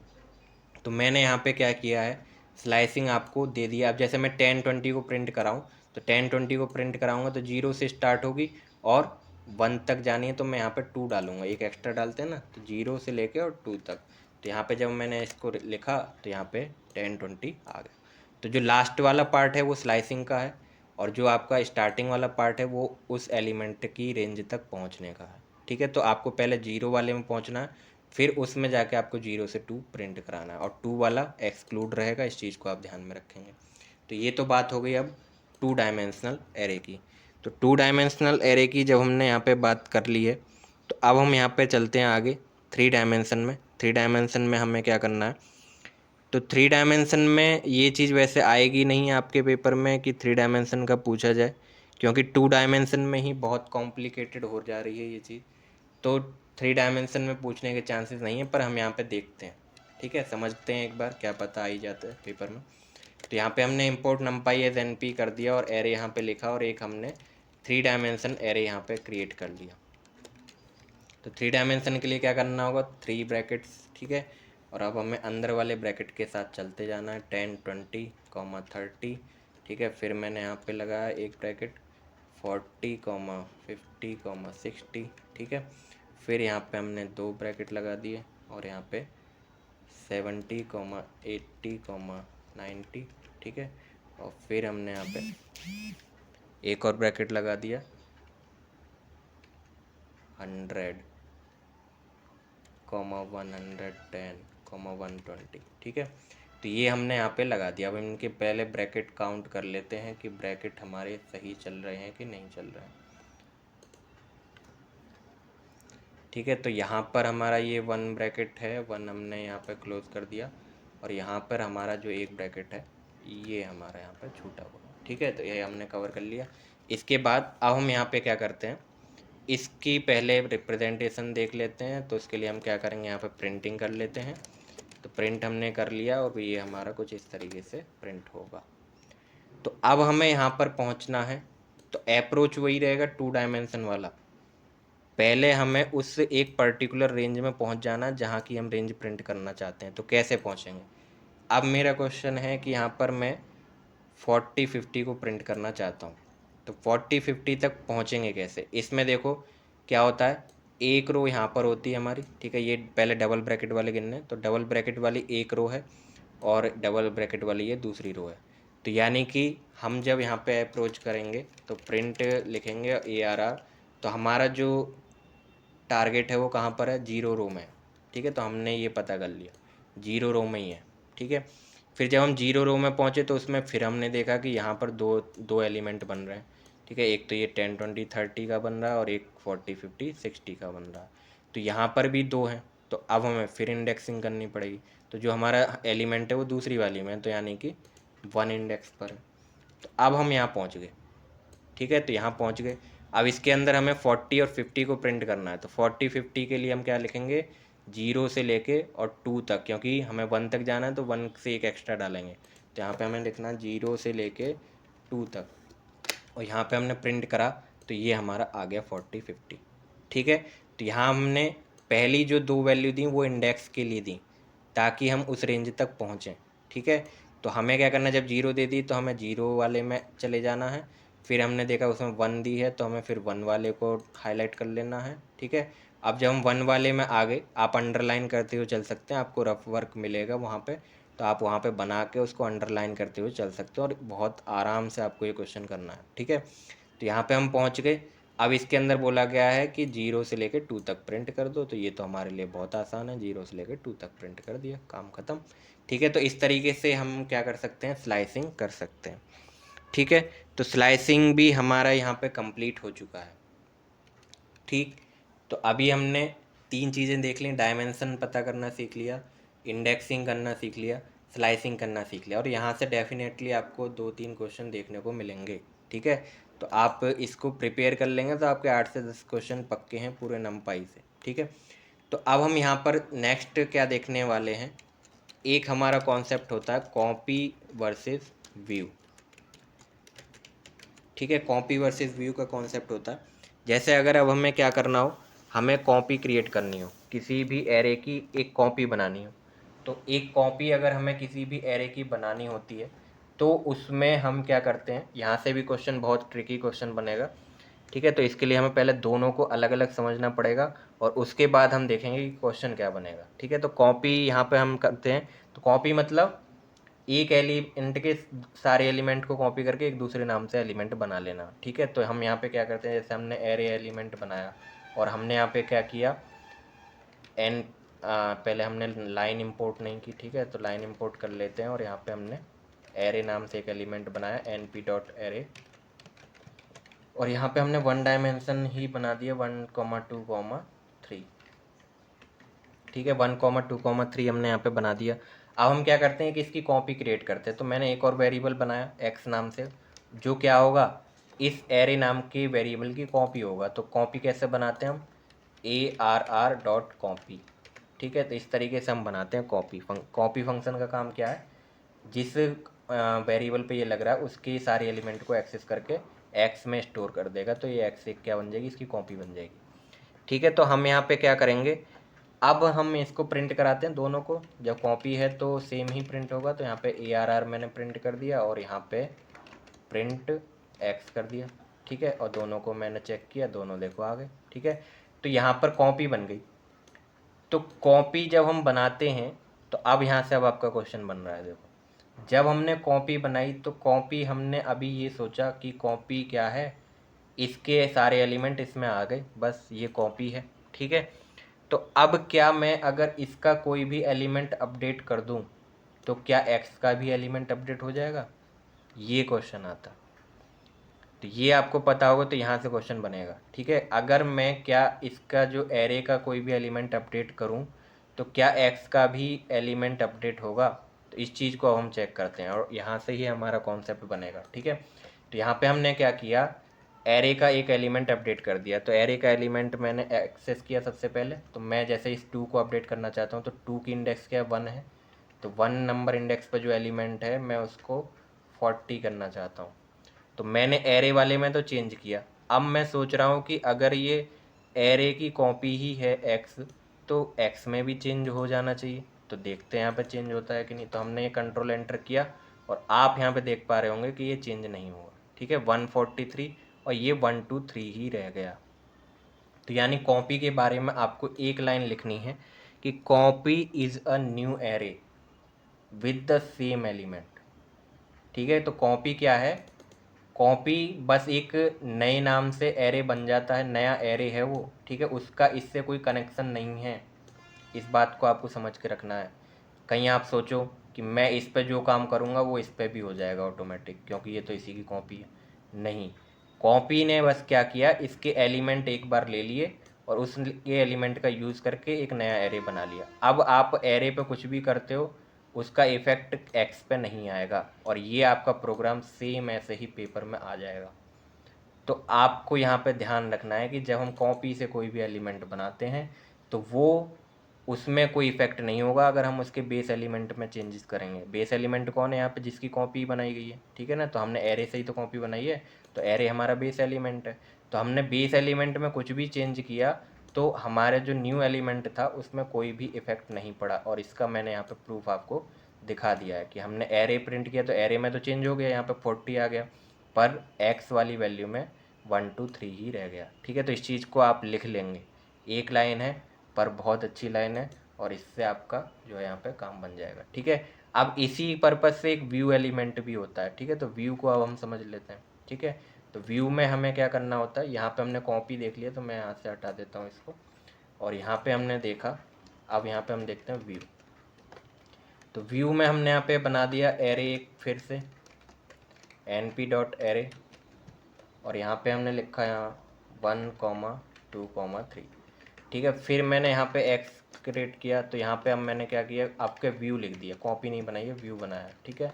तो व्यू बनाया और फिर मैंने यहाँ पे प्रिंट कर दिया एरे, और यहाँ पे प्रिंट कर दिया एक्स, ठीक है। तो ये हमने यहाँ पे इस तरीके से काम करा है, प्रिंट एरे और प्रिंट एक्स। तो हमने दोनों को प्रिंट कर लिया, दोनों अभी सेम आ रहे हैं। अब मैं फिर वही चीज़ यहाँ पे भी करके देखता हूँ। मैंने यहाँ पे क्या किया, एरे में चेंजेस किए मैंने, फिर वही एरे 1 = 40। तो अब क्या होगा यहाँ पे, तो अब यहाँ दोनों में चेंज हो जाएगा, ठीक है। ये बात आपको यहाँ पे नोट करनी है। तो व्यू में क्या होता है, व्यू क्या है, ओनली एक नया लुक है, ठीक है, एक नया नाम है, ठीक है। यहाँ पे क्या करना है, व्यू एक क्या है, ओनली एक हमने उसको नया नाम दे दिया, पर ओरिजिनल में वो अभी भी वही है, एरे ही, ठीक है। यानी कि दोनों का एड्रेस मेमोरी में सेम है। तो यानी कि अगर हम एरे पे कुछ वर्क करेंगे तो वो एक्स पे भी होगा, क्योंकि एक्स क्या है, एरे का एक व्यू है। बस ओनली हमने व्यू को हम इस पर्पज़ से यूज करते हैं, जैसे कि अब हमने ये बड़े नाम से बना रखा है, तो अब हम इसी को बार बार एक्सेस कर रहे हैं, तो हमने इसको एक छोटा नाम से क्रिएट कर लिया, एक्स बराबर array.view। तो अब हमें जहाँ कहीं भी ज़रूरत पड़ेगी तो हम एक्स का यूज़ कर लेंगे, ठीक है। तो व्यू क्या है, व्यू कोई नया एलिमेंट नहीं है, बस उसका नाम बदल के रख दिया गया है। तो आपको यहाँ पे क्या समझना है कि व्यू में हम बेस एलिमेंट में कोई भी चेंज करेंगे तो वो आपके नए एलिमेंट में भी होगा, ठीक है। तो ये दो चीज़ें आपको ध्यान में रखनी है, इनमें से कोई सा भी प्रोग्राम आपके पेपर में आ सकता है, ठीक है। इसके बाद अब हम आगे क्या करेंगे, आगे हमारा अब चलेगा शेप, ठीक है। तो यहाँ तक का अब हमारे 4 चीज़ें कवर हो चुकी हैं, 4 कॉन्सेप्ट कवर हो चुके हैं। अब हमारा 5वां जो कॉन्सेप्ट है वो हमारा है शेप ऑफ एन एरे। तो शेप जब हमें बतानी है तो वो तो मैं आपको पहले से ही बहुत पहले से ही बताते हुए चल रहा हूँ, पर अब आप उसका रियल यहाँ पे देखोगे, ठीक है। तो वो आपको कैसे करना है, उसके लिए आप शेप फंक्शन का यूज़ करते हैं। तो यहाँ पर से अब हमने क्या स्टार्ट कर दिया, numpy शेप, ठीक है। numpy शेप मैंने यहाँ पे स्टार्ट कर दिया है, ठीक है। तो यहाँ पे अब हमें क्या करना है, सबसे पहले शेप निकालनी है 2 डायमेंशन एरे की, ठीक है। तो 2 डायमेंशन एरे की शेप निकालनी है, क्योंकि 1 डायमेंशन में कोई शेप नहीं होती, क्योंकि शेप क्या करता है, रो और कॉलम दिखाता है। तो 1 डायमेंशन में तो क्या हो जाएगा, 1 डायमेंशन में जो इसकी शेप होगी वो हमारी जो है 1 ही प्रिंट हो जाएगी, उसमें कोई दिक्कत वाली बात नहीं होगी, ठीक है। तो 1 डायमेंशन में कोई हमारी, क्योंकि उसमें एम्प्टी टपल आ जाता है, 0 डायमेंशन में क्या आ जाता है, एम्प्टी टपल होता है, और 1 डायमेंशन में नंबर ऑफ एलिमेंट होता है। तो ठीक है, तो 1 डायमेंशन भी देख लेते हैं, पर आएगा पेपर में तो 2 डायमेंशन से आएगा, ठीक है। तो जो हमारा एम्प्टी टेबल होता है उसमें तो 0 आ जा 0 डायमेंशन जो होंगे उसमें हमारी क्या आ जाएगी, एम्प्टी लिस्ट आ जाएगी, कोई भी एलिमेंट नहीं होगा। जैसे कि अब हमने यहाँ पे क्या किया, सबसे पहले इंपोर्ट कर लिया, और यहाँ पे हमने एक 0 डायमेंशन बना के देख लिया। चलो मैं आपको सारे ही बता देता हूँ। तो यहाँ पे हमने np.array किया, np.array 0 डायमेंशन कैसे बनता है, बिना ब्रैकेट के, तो यहाँ पे हमने बिना ब्रैकेट के बना दिया। और अब हम इसकी शेप निकालना चाहते हैं, तो array.shape हमने यहाँ पे किया, ठीक है। तो array.shape जब हमने यहाँ पे किया तो इसको हमें प्रिंट के अंदर लिखना होगा ना, तभी तो प्रिंट होगा। तो यहाँ पे हमने प्रिंट कर दिया, ठीक है। तो प्रिंट जब हमने यहाँ पे लगाया और इधर भी प्रिंट लगाया, ठीक है। तो अब हमने इसको रन किया, देखो एम्प्टी टपल आ गया, आ सकता है पेपर में, बहुत अच्छी बात है, ठीक है। क्योंकि हम सोचेंगे कि इसमें तो एक एलिमेंट है, एम्प्टी कहाँ से आ जाएगा। तो आपको ये पता रखना है इसको वही ठीक तरीके से कर सकता है जिसको शेप का मतलब पता है। शेप का मतलब होता है रो और कॉलम बताना, ठीक है, रो और कॉलम बताना। इसमें तो हमने कुछ बनाया ही नहीं, इसमें तो हमने सिंपल एक नंबर रख दिया। यहाँ कौन सी रो और कॉलम है, तो यहाँ पर क्या आएगा, एम्प्टी टपल आएगा, ठीक है। ये इसका डेटा टाइप आपको पता होना चाहिए, ठीक है। बहुत ही आपके ये बढ़िया क्वेश्चन निकल के, अगर किसी ने ध्यान देकर इस क्वेश्चन को बना दिया तो कोई भी यहाँ पे, मैं बता रहा हूँ 90% लोग नहीं कर पाएंगे। तो इसका डेटा टाइप पूछा जा सकता है, डेटा टाइप है टपल, ठीक है। टपल की पहचान है, देखो यहाँ पर स्क्वायर राउंड ब्रैकेट जो है टपल की पहचान है। तो देखो आपको राउंड ब्रैकेट में मिल रहा है, तो यानी कि टपल है। और कैसा टपल है, एम्प्टी टपल है, ठीक है। तो इस चीज़ को आप नोट कर लेंगे और हाईलाइट कर लेंगे अपने नोटबुक में, ठीक है। तो जब हम जीरो डायमेंशन एरे की बात करते हैं तो वहाँ पर हमारा क्या होता है कि जो भी हमारा आउटपुट आएगा शेप का, वो आएगा एक एम्प्टी टपल, ठीक। इसके बाद हम बात करते हैं वन डायमेंशन की। तो वन डायमेंशन में हम चलते हैं यहाँ पे ARR of NP dot array हमने यहाँ पे किया। वन डायमेंशन में क्या करते हैं, हम एक ब्रैकेट लगाते हैं। तो यहाँ पे हमने किया 1, 2, 3। तो इसकी शेप बनेगी, क्योंकि इसमें क्या है, रो कॉलम जनरेट हो चुके हैं, ठीक है। सिंगल रो है और एक कॉलम हमारे यहाँ पे जनरेट हो चुका है। तो अब हम इसकी अगर शेप को प्रिंट करेंगे तो ARR डॉट शेप में क्या आ जाएंगे, इसके अंदर जितने एलिमेंट हैं, क्योंकि अभी इसमें कॉलम ही है, रो तो इसमें जीरो ही है, मतलब सिंगल ही रो है, तो रो को वो अभी काउंटिंग में नहीं लेगा, ठीक है। तो यहाँ पे आ गया देखो 3, ठीक। तो यहाँ पे कॉमा लग के आएगा, इस चीज़ को आपको ध्यान देना, ठीक है, क्योंकि ये भी एक टपल है। और टपल में आपने पढ़ा होगा कि अगर हमें टपल सिंगल एलिमेंट के साथ बनाना होता है तो यहाँ पे हमें कॉमा लगाना होता है। अगर हम यहाँ पे कॉमा नहीं लगाएंगे तो ये नंबर हो जाएगा, इसका डेटा टाइप क्या हो जाएगा, नंबर। इसको फिर टपल नहीं माना जाएगा। तो जब हमें एक कोई टपल सिंगल एलिमेंट के साथ बनाना होता है तो हम उसको क्या करते हैं, कॉमा ज़रूर लगाएंगे, यानी कि एक एलिमेंट लिख के उसके बाद लास्ट में कॉमा लगा देंगे। तो उस कॉमा से क्या होगा, वो पाइथन प्रोग्राम के इंटरप्रेटर को बताएगा कि ये एक टपल है, ना कि कोई एक सिंपल वैल्यू, ठीक है। तो ये क्या रिटर्न करेगा, टपल विद सिंगल एलिमेंट, ठीक है। तो इसका डेटा टाइप भी पूछा जा सकता है, टपल होगा। और इसका जो वो होगा, मतलब कि इसमें आने आने क्या वाला है आंसर, वो आंसर होगा कि इसके एलिमेंट को आप गिन लो, कितने एलिमेंट हैं इसमें, 3 एलिमेंट है। अब जैसे मैं अगर यहाँ पे चेंज कर दूँ तो अब भी 3 ही है, मैंने बस वैल्यू चेंज कर दी, ठीक है। तो यहाँ पे 3 है, तो यहाँ पे आपका ये आंसर आ जाएगा, ठीक है। समझ गए बात शेप में। इसके बाद अब हम 2 डायमेंशन की तरफ बढ़ते हैं। तो 2 डायमेंशन में क्या होता है, मैं आपको सारी चीज़ें सभी डायमेंशन के लिए करके दिखा रहा हूँ। हमने अभी तक इसमें जब हम एरे बना रहे थे तो वो भी हमने सभी डायमेंशन पे कवर किए हैं। फिर उनके डायमेंशन पता करने के लिए भी हमने सारे डायमेंशन पे देखा है। फिर हमने इंडेक्सिंग भी सारे डायमेंशन पे देखी है, स्लाइसिंग भी सारे डायमेंशन पे देखी है। और अब हम क्या देख रहे हैं, शेप देख रहे हैं। तो ये भी हम सारे डायमेंशन पे देखते हुए चल रहे हैं। तो हम एक साथ सभी डायमेंशन को लेके चल रहे हैं, ठीक है। तो यहाँ पर हम क्या कर रहे हैं, एरे बना दिया हमने। फिर अब हम यहाँ पे 2 डायमेंशन के लिए देखने वाले हैं। तो 2 डायमेंशन एरे बनाएंगे। तो 2 डायमेंशन में क्या होता है, 2 ब्रैकेट, और यहाँ पे हमने लिख दिया 10, 20, 30। इसके बाद यहाँ पे हमने लिख दिया 40, 50, 60, ठीक है। तो ये 2 डायमेंशन बन गया। अब हम यहाँ पे क्या करेंगे, इसकी शेप प्रिंट करेंगे। तो ये मैं आपको वैसे ओरली बता चुका हूँ, क्योंकि जब मैं आपको इंडेक्सिंग समझा रहा था तो उस टाइम मैंने बताया था। बट अब आप यहाँ पे देख सकते हो। तो इसकी शेप क्या होगी, इसकी शेप में आपको रो और कॉलम बताना है, सीधी सीधी बात, और कुछ नहीं, ठीक है। रो और कॉलम काउंट करने हैं। तो यहाँ पर 2 रो हैं, एक रो तो ये रही, ठीक है, और एक रो ये रही। तो यानी कि 2 रो हैं, और कॉलम कितने बन रहे हैं, 3 3 के कॉलम है। इस रो में भी 3 है, इस रो में भी 3 है, यानी 3 3 के कॉलम आपके बन रहे हैं। तो यहाँ पे 2, 3 आने वाला है, ठीक है। तो 2, 3 आएगा इसका आंसर, जिसमें से 2 क्या होगी, रो होगी, और 3 क्या होगा, कॉलम होगा, और इसका डेटा टाइप क्या होगा, टपल होगा। इतनी चीज़ें आपको याद होनी चाहिए, यहाँ से क्वेश्चन बनेगा, ठीक है। इसके बाद अब हम 3 डायमेंशन की तरफ बढ़ते हैं। इसी तरीके से 3 डायमेंशन हमने बनाया, ARR is equal to NP dot array, और यहाँ पे हमने 3 ब्रैकेट्स लगा दिए, ठीक है। और यहाँ पे हमने क्या किया, 10, 20, 30।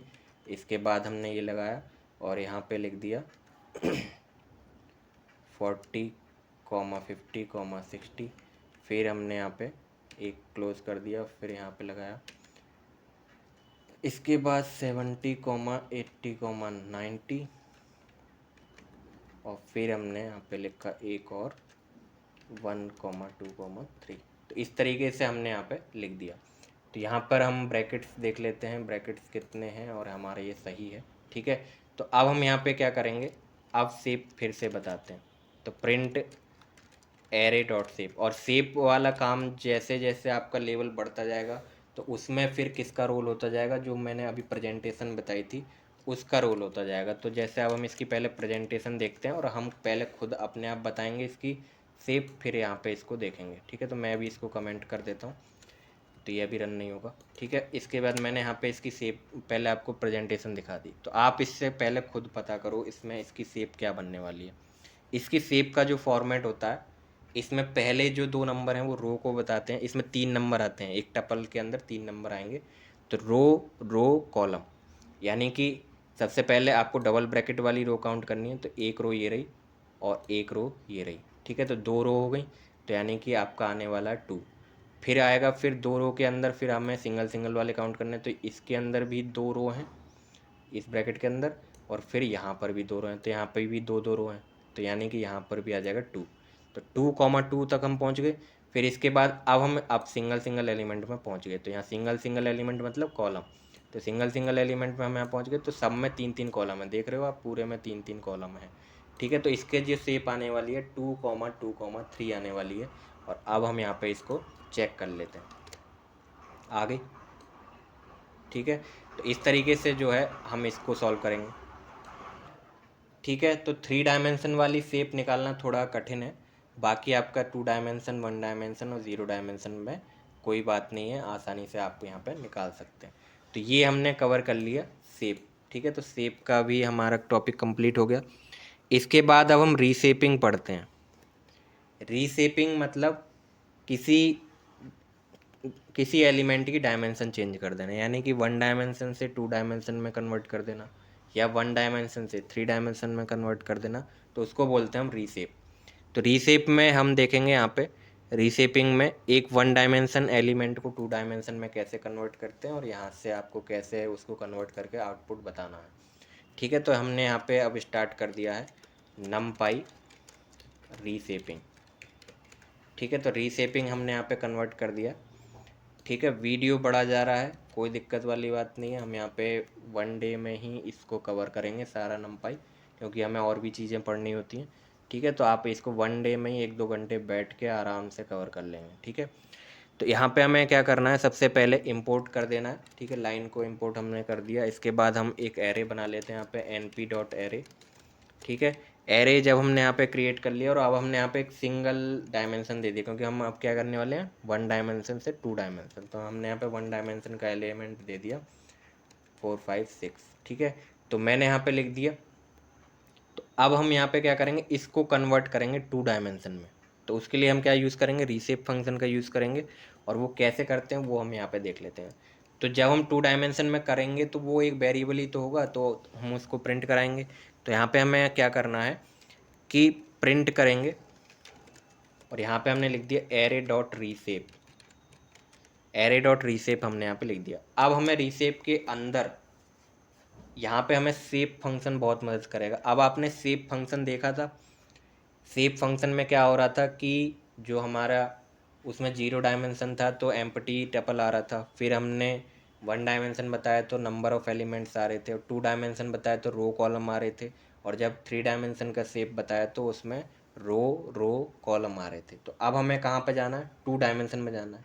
तो 2 डायमेंशन में यानी कि अब हमें इसके जितने भी एलिमेंट है, कितने एलिमेंट हैं, 6 एलिमेंट है।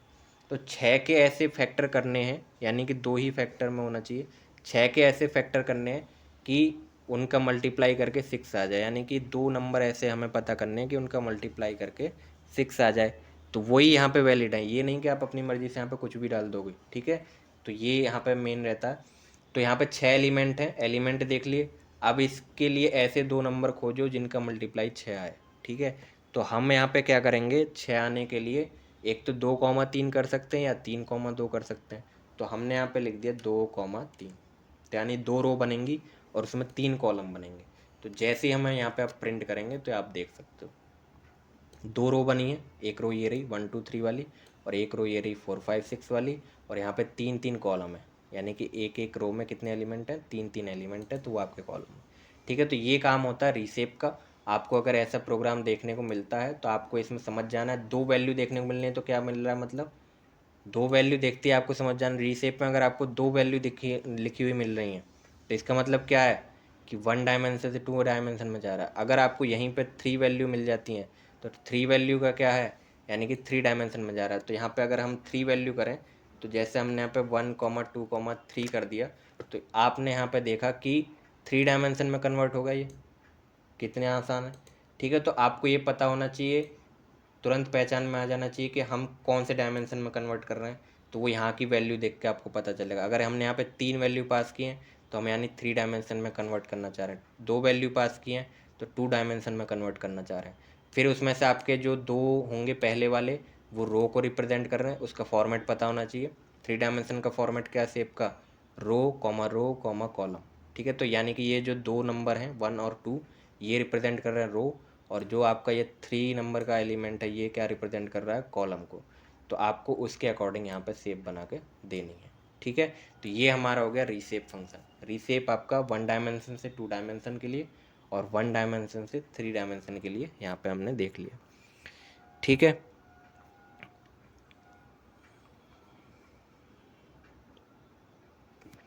अब आ जाते हैं इसके बाद हम कि आइट्रेट कैसे करेंगे हम अपने एलिमेंट्स को। ठीक है, तो जैसे कि अब हमें इसके एलिमेंट को एक एक करके प्रिंट करना है तो उसमें हमें आइट्रेशन की ज़रूरत पड़ेगी।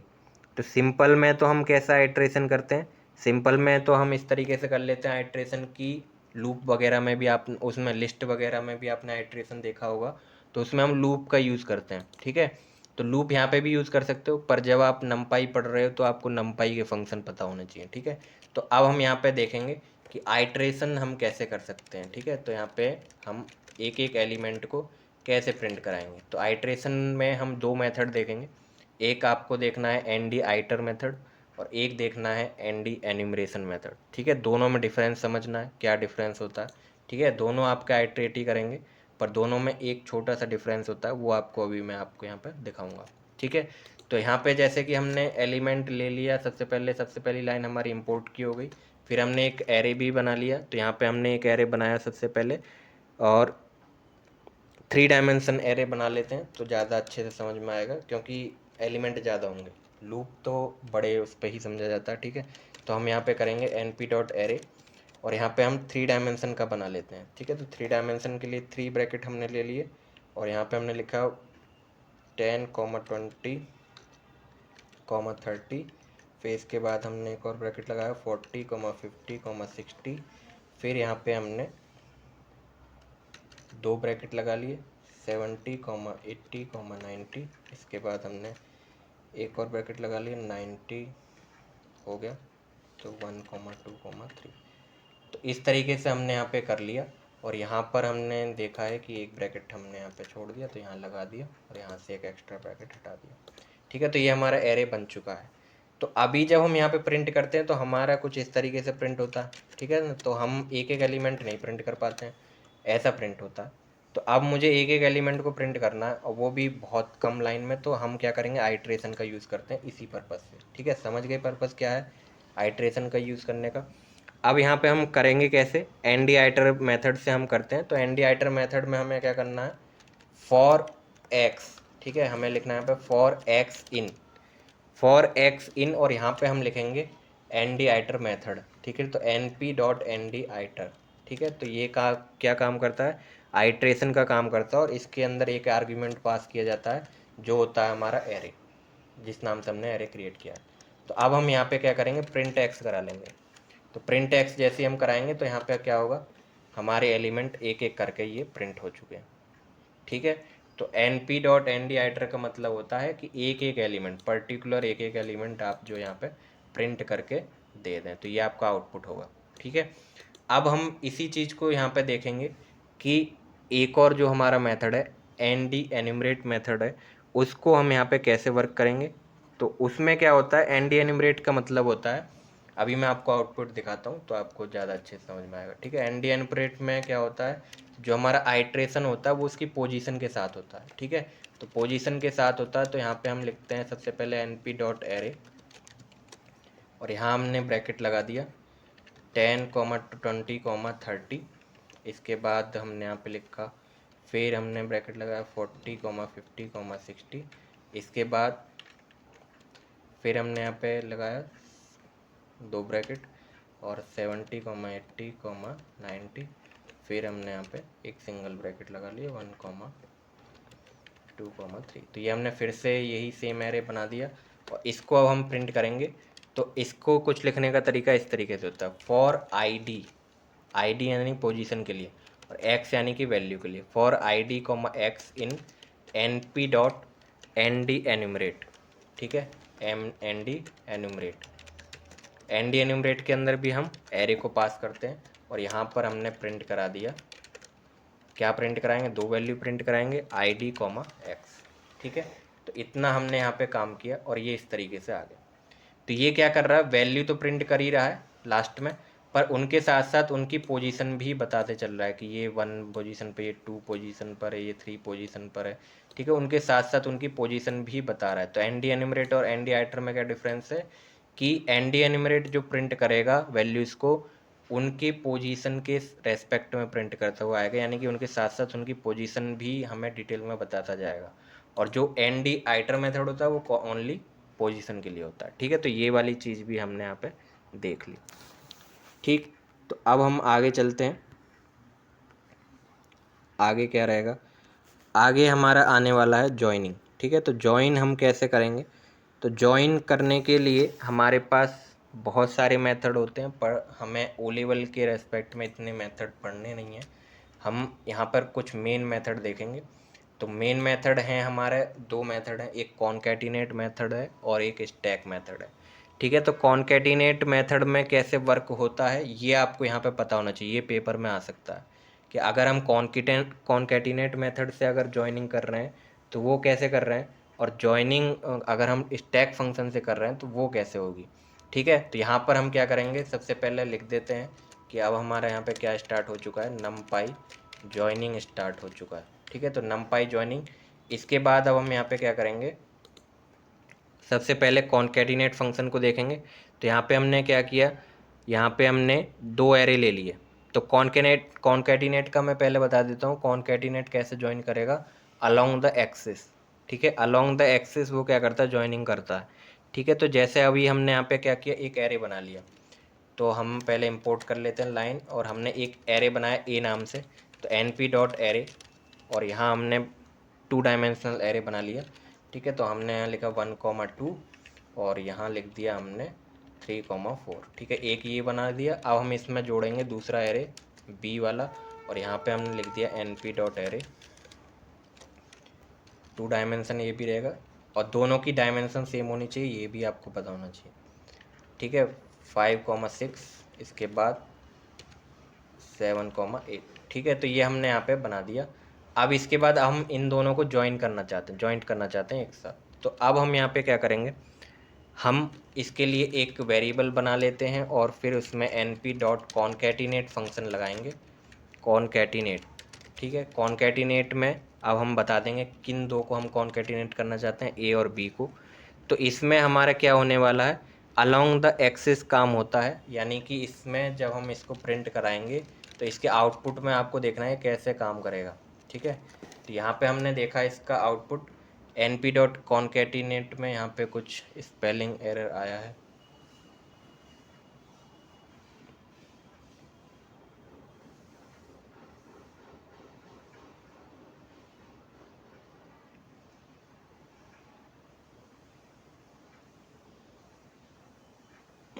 ओके, तो अभी हमने यहाँ पे ये जो ब्रैकेट लगाई ये फंक्शन वाला ब्रैकेट था, और मुझे यहाँ पे क्या करना है, ये वाला ब्रैकेट भी एक और लगाना है। ठीक है, तो अब ये काम करेगा। तो यहाँ पे हमने क्या कर दिया, 1, 2, 3, 4, 5, 6, 7, 8। ठीक है, तो यहाँ पे क्या हुआ है, ये जो हमारे एलिमेंट थे जैसे जैसे थे वैसे ही हमारे अलोंग द एक्सिस यहाँ पे एक साथ लिख के आ गए हैं। यानी पहले इसने पहले वाला एक्सिस लिख दिया, फिर इसका ये वाला लिख दिया, फिर अपना 5, 6 आ गया, और फिर यहाँ पे 7, 8 आ गया।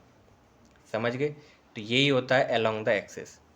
अब अगर हम इसमें ऐसे ऐड करना चाहते हैं कि ये 1, 2, 5, 6 एक साथ हो जाए, 3, 4 7 8 एक साथ हो जाए, तो हम उसके लिए यहाँ पे एक वैल्यू देते हैं एक्सिस इज इक्वल टू 1। तो बाय डिफ़ॉल्ट जो एक्सिस की वैल्यू थी वो क्या थी, 0, क्योंकि अभी देखो मैं 0 लिखूँगा तो कोई इफेक्ट नहीं पड़ने वाला, सेम आ रहा। ठीक है, तो हमारी जो बाय डिफ़ॉल्ट यहाँ पे वैल्यू थी वो क्या थी, यहाँ पे 1 थी। तो यहाँ पे हम 1 जब लिखेंगे तो 1 वाले में क्या होगा, जैसा अभी मैं बता रहा था 1 2 5 6, यानी कि दोनों का पहला पहला एलिमेंट यहाँ पे प्रिंट हो जाएगा। ठीक है, दोनों का पहला पहला एलिमेंट जब प्रिंट हो जाएगा, इसके बाद दूसरा क्या होगा, दोनों का दूसरा दूसरा एलिमेंट प्रिंट हो जाएगा, यानी 3 4 और 7 8। ठीक है, तो इस तरीके से हमारा जो है ये आउटपुट चेंज होगा जब हम एक्सिस की वैल्यू यहाँ पे ऐड कर देंगे। तो इस चीज़ को आपको ध्यान रखना है, और ये आपके पेपर में ऐसे ही आउटपुट के लिए आ सकता है। ठीक है, तो यहाँ पे अब हम देखते हैं स्टैक फंक्शन कैसे काम करता है। स्टैक फंक्शन का काम क्या होता है, वो सबसे पहले डायमेंशन बढ़ाता है। ठीक है, डायमेंशन इंक्रीज करेगा देन ऐड करेगा। यानी अगर हम दो 1 डायमेंशन एलिमेंट को स्टैक के थ्रू कॉन्केटिनेट कर रहे हैं, स्टैक के थ्रू ज्वाइन कर रहे हैं, तो उसमें क्या होगा, वो पहले 1 डायमेंशन से उसको क्या कर देगा, 2 डायमेंशन कर देगा और तब उनको ऐड करेगा। ठीक है, तो ये अंतर होता है कॉन्केटिनेट और उसमें स्टैक में। तो कॉन्केटिनेट में तो डायमेंशन सेम ही रहे, हमने जोड़े भी 2 डायमेंशन से और हमें मिला भी 2 डायमेंशन। बट इसमें क्या होगा, जब हम स्टैक में करेंगे तो हमें डायमेंशन इंक्रीज होके मिलेगा। इसको अभी हम यहाँ पे समझ लेते हैं। तो हमने यहाँ पे np.array लिखा और इस तरीके से हमने यहाँ पे 1 2 कर दिया और फिर यहाँ पे एक और एलिमेंट ले लिया 3 4। फिर यहाँ हमने किया ब्रैकेट कम है, ठीक है, 2 डायमेंशन बना रहे हैं हम। इसके बाद बी नंबर पे हमने यहाँ पे लिखा np.array और 2 डायमेंशन के लिए हमने यहाँ पे लिख दिया 5 6। इसके बाद यहाँ पे हमने लिख दिया 7 8। तो इस तरीके से हमने ये 2 बना दिए और अब हम इनको ऐड करेंगे किसके थ्रू, स्टैक से करेंगे, np.stack। ठीक है, तो स्टैक में हम क्या करेंगे, दोनों वैल्यू को पास करेंगे a, b। तो इस तरीके से हमने ये पास किया और जब हम इसको प्रिंट कराएंगे तो मैंने अभी क्या बताया, इसका पहले डायमेंशन चेंज हो जाएगा और डायमेंशन चेंज होके क्या करेगा, ये इसका प्रिंट करेगा। तो हमने यहाँ पे प्रिंट कर दिया। तो यहाँ पे हम क्या करते हैं, सबसे पहले इसको छोटे पे ही समझते हैं, क्योंकि अगर मैं इसमें बड़ा करूँगा तो ये 3rd डायमेंशन में पहुँच जाएगा। तो चलो हम इसको 1 डायमेंशन पे ही समझ लेते हैं। ठीक है, तो 1 डायमेंशन पे इसको समझते हैं। तो 1 डायमेंशन से क्या करेगा, 2 डायमेंशन में चला जाएगा। ठीक है, नहीं तो अगर हम वैसे ज़्यादा कॉम्प्लिकेट हो जाएगा, क्योंकि 2 से 3 में जाएगा तो 3 वाले में थोड़ा डाउट होगा। तो हमने ये कर दिया। तो हमने 1 डायमेंशन एलिमेंट्स जोड़े, स्टैक के थ्रू जोड़ रहे हैं। तो हमारा जो आउटपुट आ रहा है वो देख सकते हो आप, यहाँ पे 2 ब्रैकेट लग चुके हैं, यानी कि 2 डायमेंशन में कन्वर्ट होकर आया वही सेम है, बस इसने डायमेंशन इंक्रीज़ कर दिया है और दोनों को ऐड करा तब। और इसमें केवल ऐड होता है, यानी कि 2 डायमेंशन 2 डायमेंशन नहीं रहेगा, 3 डायमेंशन है तो 3 डायमेंशन ही रहेगा, उसमें कोई डिफरेंट नहीं होगा। पर यहाँ पर आउटपुट में डायमेंशन एक बढ़ के आएगा। ठीक है, तो ये हो गया स्टैक और कॉन्केटिनेट फंक्शन के थ्रू हमने यहाँ पे ज्वाइन कर लिया। ठीक है, अब आता है यहाँ पे स्प्लिट फंक्शन। तो स्प्लिट फंक्शन का काम क्या होता है, पार्टीशन करना। जैसे कि अभी हमारे पास कोई एक एरे है, तो एरे यहाँ पे हमने बना दिया np.array और यहाँ पे हमने एक 1 डायमेंशन एरे ले लिया। तो 1 2 3 4 5 6। अब हम इसको स्प्लिट करना चाहते हैं। ठीक है, तो हम यहाँ पे क्या करेंगे, स्प्लिट करने के लिए हम इसकी वैल्यू को सबसे पहले तो एक न्यू वैल्यू में स्टोर कर लेंगे। तो न्यू एरे नाम से हमने बना लिया। फिर हमने यहाँ पे लिखा np.array /split। ठीक है, तो यहाँ पे हमने ये स्प्लिट लिख दिया। तो इसके अंदर हमें 2 चीज़ बतानी पड़ती है। एक तो अपने एरे का नाम, हम किसको स्प्लिट करने वाले हैं, ARR को स्प्लिट करने वाले हैं। फिर कितने पार्ट में हम उसको स्प्लिट करना चाहते हो, तो हम इसको 3 पार्ट्स में स्प्लिट करना चाहते हैं। और यहाँ पे हम प्रिंट करा के देखेंगे इसको अगर, तो ये हमारा कुछ ऐसे प्रिंट होगा। तो एक पार्ट तो हो गया ये वाला 1 2, और एक पार्ट हो गया 2 3 4, फिर एक पार्ट हो गया 5 6। सीरियल वाइज वो 3 पार्ट्स में आपका तोड़ के दे देगा। तो स्प्लिट का केवल इतना ही काम होता। अगर आपके पेपर में आता तो स्प्लिट फंक्शन से आप यहाँ पे इस तरीके का आउटपुट सॉल्व करके बता सकते हैं। ठीक है, इसके बाद हम यहाँ पे देखेंगे सॉर्टिंग करना। सॉर्ट करना चाहते हैं अगर हम किसी भी एलिमेंट को, अगर एरे के किन्हीं भी एलिमेंट को हम यहाँ पे सॉर्ट करना चाहते हैं, तो सॉर्ट में क्या होगा, असेंडिंग ऑर्डर में वो एलिमेंट्स को लगा के देगा। ठीक है, तो जैसे मेरे पास यहाँ पे एक एरे है, मैंने लिख दिया 1,5,3,4,8, तो मैंने यहाँ पे ये लिखा। अब मुझे ये असेंडिंग ऑर्डर में चाहिए, तो मैं यहाँ पे क्या करूँगा, प्रिंट कर दूँगा और np.sort मेथड से इसको प्रिंट करूँगा। ठीक है, और उसके अंदर एक वैल्यू पास करनी है, एरे का नाम। ठीक है, तो जैसे हमने ये काम किया तो आप देख सकते हो असेंडिंग ऑर्डर में वैल्यू आएगी। ठीक है, तो np.sort का मतलब आप यहाँ पे ध्यान रखेंगे, असेंडिंग ऑर्डर में वैल्यू आएगी। ठीक है, अगर यहाँ पे रिवर्स ट्रू कर दिए जाते तो डिसेंडिंग ऑर्डर में आएगी। ये इतना चीज़ आपको यहाँ पे पता होना चाहिए। ठीक, इसके बाद हम यहाँ पे नेक्स्ट, अब यहाँ पे हम चलते हैं थोड़ा अर्थमेटिक की तरफ। तो अर्थमेटिक में हमारे कुछ ऑपरेटर्स होते हैं, जैसे हम सिंपल अर्थमेटिक में सॉल्व करते हैं तो वैसे ही यहाँ पर भी वो काम करते हैं, बस हमें यहाँ पे एक एक करके समझते चल रहे हैं। तो यहाँ से अब हम स्टार्ट करने वाले हैं अर्थमेटिक ऑपरेटर।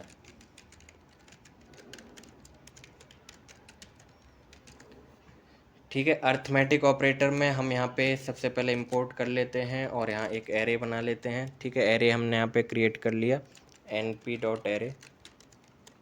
तो सबसे पहले हम यहाँ पे एडिशन देखेंगे, तो एडिशन के लिए हमने यहाँ पे क्रिएट कर लिया 1,2,3। ठीक है, 1 डायमेंशन एरे हमने बना दिया। इसके बाद एक एरे 2 बना दिया हमने यहाँ पे, और np.array, और यहाँ पे हमने लिख दिया 4,5,6। ठीक है, तो इतना हमने यहाँ पे किया। तो अब हम यहाँ पे अगर करना चाहते हैं कि प्रिंट करें हम इन दोनों का एडिशन, तो एडिशन कैसे काम करता है इस चीज़ को आपको ध्यान रखना है। ठीक है, क्योंकि आपको आउटपुट बताने होंगे, तो इसलिए आपको आउटपुट कैसे कैलकुलेट हो रहा है इस पर थोड़ा ध्यान देना है। तो हम क्या करेंगे, प्रिंट करेंगे np.add फंक्शन से। ठीक है, तो ऐड फंक्शन में हम दोनों वैल्यू को डाल देंगे जिनको हमें ऐड करना है। ठीक है, तो यहाँ पे हमने कर दिया। ठीक है, तो यहाँ पर जो ऐड फंक्शन काम करेगा वो किस तरीके से काम करेगा, 1 को 4 में ऐड करेगा, 2 को 5 में ऐड करेगा और 3 को 6 में ऐड करेगा। तो यहाँ पर जो आउटपुट आएगा वो आपका यहाँ पे आएगा कुछ इस तरीके से। हमने यहाँ पे जो वैल्यू दी है वो है ही नहीं, यहाँ पे एरे 2 है। ठीक है, तो एरे 2 हमने यहाँ पे कर दिया, तो 5, 7, 9। ठीक है, 1 और 4 को ऐड किया, 5 आ गया, 2 और 5 को ऐड किया, 7 आ गया, और 3 और 6 को ऐड किया, 9 आ गया। ठीक है, तो इस तरीके से जो है हमारा ये आउटपुट प्रिंट होके आएगा। ठीक है, तो ऐड फंक्शन समझ गए। इसके बाद अब हम यहाँ पे करते हैं अगला होगा हमारा सब्ट्रैक्ट के लिए। तो सब्ट्रैक्ट के लिए अब हम इसको पूरे को कॉपी कर लेते हैं, क्योंकि हम अब इस पे ही समझ लेंगे। ठीक है, तो यहाँ पे हमने प्रिंट कर दिया इस तरीके से। तो अब हमें यहाँ पे जो फंक्शन लगाना है वो सब्ट्रैक्ट फंक्शन लगाना है। ठीक है, तो हम यहाँ पे प्रिंट करेंगे np.np. यहाँ सब्ट्रैक्ट करने वाले हैं, तो सब्ट्रैक्ट करेंगे तो उसके लिए हम यहाँ लिखेंगे सब्ट्रैक्ट फंक्शन लिखेंगे। ठीक है, सब्ट्रैक्ट में भी सेम ऐसे ही हम वैल्यू पास करेंगे एरे 2, और ये क्या करेगा उसी तरीके से सब्ट्रैक्ट करेगा, यानी 1 में से 4 को सब्ट्रैक्ट करेगा तो माइनस के 3 आएंगे, फिर 2 में से 5 को सब्ट्रैक्ट करेगा माइनस के 3 आएंगे, और 3 में से 6 को सब्ट्रैक्ट करेगा माइनस के 6 आएंगे। ठीक है, तो इस तरीके से सब्ट्रैक्ट करना है। इसके बाद यहाँ पे आगे देखते हैं, आगे है हमारा मल्टीप्लाई। तो मल्टीप्लाई भी सेम इसी तरीके से होगा, यानी ये सारे अर्थमेटिक ऑपरेटर सेम इसी तरीके से हमारे वर्क करेंगे। np.multiply करके हमारे ऑपरेटर का नाम रहेगा यहाँ पे np.multiply, और इसमें हम दोनों वेरिएबल को पास कर देंगे एरे 2। ठीक है, तो ये हमने किया। तो सेम ऐसे ही मल्टीप्लाई होगी, यानी 1 और 4 की जब मल्टीप्लाई होगी तो 4 आएगा, और 2 और 5 की जो मल्टीप्लाई होगी वो 10 आएगा, और 3 और 6 की जो मल्टीप्लाई होगी वो 18 आएगा। ठीक है, तो इस तरीके से हमें ऐड, मल्टीप्लाई और ये करना है। फिर इसी तरीके से यहाँ पे डिवाइड होता है, तो मैं इसको ही चेंज कर दे रहा हूँ, तो यहाँ पे आएगा डिवाइड, तो DIVIDE बस हमें ये करना है। और यहाँ डिवाइड हमने जब किया तो 4 से जब 1 में डिवाइड किया जाएगा तो 0.25 आएगा। ठीक है, 5 से जब 2 में डिवाइड किया जाएगा तो 0.4 आएगा, और 6 से जब 3 में डिवाइड किया जाएगा 0.5 आएगा। तो यहाँ पे मैं कुछ ठीक ठाक नंबर रख देता हूँ, जैसे मैंने यहाँ पे रखा 8, और यहाँ पे रख दिया 15, और यहाँ पे रख दिया हमने 12। ठीक है, तो अब अगर हम इसको रन करें तो ये थोड़े ठीक ठाक आउटपुट आएंगे। तो 4 से 8 को करेंगे तो 2 टाइम्स डिवाइड होगा, 5 से 15 को करेंगे 3 टाइम्स डिवाइड होगा, और 6 से 12 को करेंगे तो 2 टाइम्स डिवाइड होगा। ठीक है, तो इसके बाद आगे हमारा है पावर फंक्शन। तो पावर फंक्शन के लिए हम क्या करेंगे, यहाँ पे पावर फंक्शन यूज़ करते हैं। तो पावर में हमने यहाँ पे क्या किया, तो प्रिंट करेंगे जब यहाँ पे, तो np डॉट पावर फंक्शन का हम यूज़ करते हैं। तो हमने पावर में क्या कर दिया, हम चाहते हैं कि ये इन वाले की पावर निकाल दे, ठीक है। तो यानी कि जैसे 4 की पावर 1 और 5 की पावर 2 और ये, तो हम क्या करेंगे, इस वाले को तो लिख देंगे आगे, तो एरे 2 को हमने आगे कर दिया और एरे को बाद में कर दिया, ठीक है। तो यहाँ पे हमने जैसे किया तो देखो 4 की पावर 1 4 होगी, ठीक है। जो आगे लिखा रहेगा वो बेस होगा, तो मैंने आगे इस वाले का नाम लिखा है, ठीक है, एरे 2 लिखा है, तो ये बेस होगा और इसकी पावर ये वाली होंगी। तो 5 की पावर होगी 2, तो यानी कि 25 आएगा, और 6 की पावर होगी 3, तो यानी कि 216 आएगा, ठीक है। तो इस तरीके से हम पावर कैलकुलेट कर सकते हैं। इसके बाद हमारा आता है मोड। मोड हम इसी तरीके से यूज़ कर सकते हैं। तो मोड के लिए हम इस पे वर्क कर लेते हैं थोड़ा, मैं इस पे ही आउटपुट आपको दिखा देता हूँ। मोड, तो मोड जब हमने यहाँ पे किया, तो जब हम यहाँ पे प्रिंट कर रहे हैं, तो हमने जैसे 4 से 8 को प्रिंट कर दिया तो कोई भी रिमाइंडर नहीं बचा, 0 बचा। 5 से 15 को डिवाइड कर दिया तो यहाँ पे कोई भी रिमाइंडर नहीं बचा, और 6 से 12 को डिवाइड किया तो कोई भी रिमाइंडर नहीं बचा। जैसे अगर मैं यहाँ पे 17 रखता हूँ या 18 रखता हूँ, तो इस तरीके से यहाँ पे क्या होगा, 3 रिमाइंडर बचेगा, ठीक है। तो मोड हमें क्या रिटर्न करता है, हमें रिमाइंडर बताता है, ठीक है। इसके बाद जो डिव मोड एक और फंक्शन होता है डिव मोड के नाम से, तो डिव मोड हमें 2 एरे रिटर्न करता है, यानी कि कितनी बार डिवाइड हुआ वो भी बताएगा, और फिर उसमें से रिमाइंडर कितना बचा वो भी बताएगा। तो हमने जैसा अब यहीं पे डिव मोड कर दिया, तो डिव मोड में क्या होगा, डिवीज़न प्लस मोड दोनों बचाएगा, यानी कि कितनी बार डिवाइड हुआ वो भी बताएगा और मोड भी बताएगा। तो हमने जैसे यहाँ पे किया तो 2 रिमाइंडर बचे। अब जैसे हमने 4 से 8 को जब डिवाइड किया तो कितनी बार डिवाइड हुआ, 2 बार डिवाइड हुआ, और बचा कितना, 0, ठीक है। इसके बाद 5 से जब 18 को डिवाइड किया तो 3 बार डिवाइड हुआ, 5 3 15, और फिर रिमाइंडर कितना बच गया, 3 बच गया। फिर 6 से 12 को डिवाइड किया तो 2 बार डिवाइड हुआ, और रिमाइंडर कितना बच गया, 0 बच गया, ठीक है। तो इस तरीके से हम यहाँ पे डिव मोड का भी यूज़ कर सकते हैं, ठीक। अब एक आता है एब्सोल्यूट वैल्यू के लिए। तो एब्सोल्यूट वैल्यू में कुछ भी नहीं है, जैसे कि अगर हम यहाँ पे माइनस लगा के रख देते हैं, जैसे कुछ एरे में अगर हमारे पास माइनस वैल्यू है और हम उनकी माइनस वैल्यू को हटा के प्रिंट करना चाहते हैं, तो हम यहाँ पे एब्सोल्यूट का यूज़ कर लेंगे, और एब्सोल्यूट में हम एक ही आर्ग्यूमेंट पास करेंगे, उनकी हम यहाँ पे देखो माइनस यहाँ पे नहीं आया, ठीक है। तो हमने यहाँ माइनस लगा रखा था, तो ये माइनस हटा के आपको आउटपुट देता है एब्सोल्यूट फंक्शन, ठीक है। तो ये हमने यहाँ पे कर दिया। इसके बाद अब अगर हम यहाँ पे 2 राउंडिंग मेथड देखें जो कि पेपर में अक्सर पूछे जाते हैं, तो 2 राउंडिंग मेथड बहुत इंपॉर्टेंट हैं, सील और फ्लोर। तो सीलिंग और फ्लोर हमारे जो यहाँ पे राउंडिंग मेथड हैं वो हमें यहाँ पे समझ लेने हैं। तो जैसे कि सीलिंग मतलब क्या होगा कि वो एक ऐड करेगा, और फ्लोर मतलब क्या होगा वो एक डाउन करके राउंड करेगा, ठीक है। तो जैसे हमने यहाँ पे ये एलिमेंट लिया और हम यहाँ पे क्या करते हैं, डेसिमल वैल्यूज़ रख लेते हैं। जैसे हमने यहाँ पे लिखा 1.3, फिर यहाँ पे लिख दिया 2.5, और फिर यहाँ पे हमने लिख दिया 3.7। तो दोनों को एक साथ ही समझ लेते हैं यहाँ पे। तो जब यहाँ पे हम प्रिंट करेंगे, तो प्रिंट हमने कर दिया np डॉट सीलिंग, पहले समझ लेते हैं। तो यहाँ पे हमने सील लिखा है CEIL, और इसके अंदर हमने पास कर दिया ARR को, ठीक है। तो इससे क्या होगा, सीलिंग में मैंने बताया एक ऐड हो जाएगा, नहीं 1.3 क्या हो जाएगा, 2 बन जाएगा, 2.5 क्या होगा, 3 बन जाएगा, और 3.7 क्या होगा, 4 बन जाएगा, ठीक है। तो जब हम इसको रन करेंगे तो ऐसा ही आउटपुट हमें देखने को मिलेगा, ठीक है। तो ये सीलिंग का है।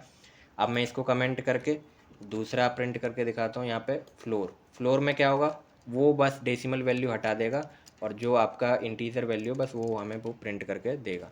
तो हमने यहाँ पे लिख दिया फ्लोर, और फ्लोर में हमने इसको पास कर दिया एरे को, और इसके ब्रैकेट एक और बढ़ा देते हैं, नहीं तो एरर आएगा, ठीक है। तो यहाँ पे हमने किया, तो इस तरीके से जब हमने इसको रन किया तो यहाँ पर हमारा जो है ये आ जाएगा आउटपुट।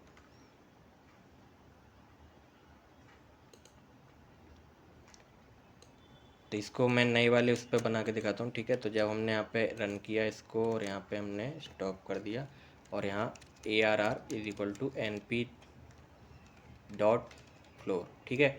तो यहाँ पे हमने पिछले वाले में क्या किया था, प्रिंट नहीं लगाया था, इस वजह से नहीं आ रहा था, ठीक है। तो एरे मैंने यहाँ पे किया, और यहाँ पे हमने प्रिंट करा दिया इसको ARR, ठीक है। तो यहाँ पे मैं इसको नए उसमें स्टोर कर देता हूँ 1 में, और यहाँ पे 1। तो ये क्या करेगा, ओनली रिमाइंडर, वो मतलब डेसिमल वैल्यूज़ को हटा देगा, ओनली इंटीजर वैल्यूज़ को यहाँ पे ये प्रिंट करके देगा। तो यहाँ 1 2 3, ये कुछ ऐड नहीं करेगा ना कुछ घटाएगा। तो ये सीलिंग और फ्लोर के बारे में आपको पता होना चाहिए कॉन्सेप्ट थोड़ा, ठीक है, इसके बाद अब हम यहाँ पे देखेंगे कुछ और फंक्शन, जैसे कि अब अगर हम सम फंक्शन लगा देते हैं इसी में, तो अभी हमने ऐड फंक्शन देखा। ऐड फंक्शन क्या कर रहा था, कॉलम के अकॉर्डिंग ऐड करके हमें बता दे रहा था, बट जो हमारा सम फंक्शन होता है वो कुछ डिफरेंट वर्क करेगा। ठीक है, तो इसको हम समझ लेते हैं यहाँ पे।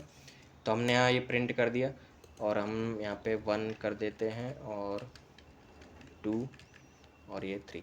तो अब हम यहाँ पे सम फंक्शन देखेंगे, तो एक और एरे बना लेते हैं, np.array,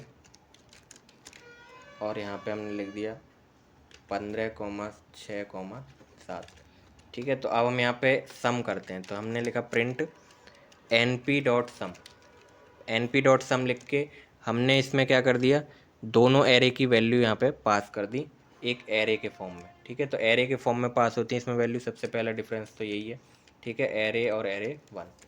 ठीक है, तो जब हमने यहाँ पे पास की वैल्यू, तो ये पूरा टोटल करके दे देगा। सम का मतलब पूरा टोटल, यानी 1 + 2 + 3 फिर प्लस 15 + 6 + 7, यानी कंप्लीट टोटल करके आपको देगा। तो ये डिफरेंस है ऐड और सम में। ठीक है, ऐड में और सम में यही डिफरेंस है कि आपको कैसे यहाँ पे काम करना है। ठीक है, तो इसके बाद अब हमें यहाँ पे क्या करना है, अब हम आगे देख लेते हैं कि यूनियन वगैरह हम कैसे बनाएंगे और उसका जो है हम सेट के साथ कैसे वर्क करेंगे। ठीक है, तो सेट में हमें क्या करना है, तो सेट के लिए हम यहाँ पे यूज़ करेंगे यूनिक मेथड का। यूनिक मेथड से हम यूज़ करके सेट बना लेते हैं। तो सेट बनता है, क्योंकि सेट में क्या होता है, यूनिक एलिमेंट होते हैं। ठीक है, तो सेट में हम यूनिक एलिमेंट्स को ही रखते हैं, तो इसलिए हम यहाँ पे क्या करेंगे, जैसे कि हमने यहाँ पे ये वैल्यू पास की है 1,3, 2,5 और 3,7। ठीक है, तो ये हमने एरे ले रखा।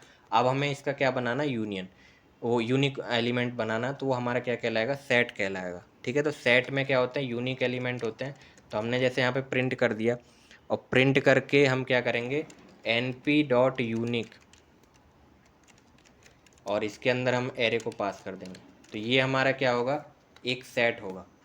तो सेट में आप देख पा रहे होगे जो चीज़ हमने रिपीट की है वो एक ही बार प्रिंट हुई है, और प्लस आप ये भी देख पा रहे होगे कि यहाँ पे एक ऑर्डर में प्रिंट हुई हैं चीज़ें। ठीक है, ऑर्डर में यानी कि असेंडिंग ऑर्डर में।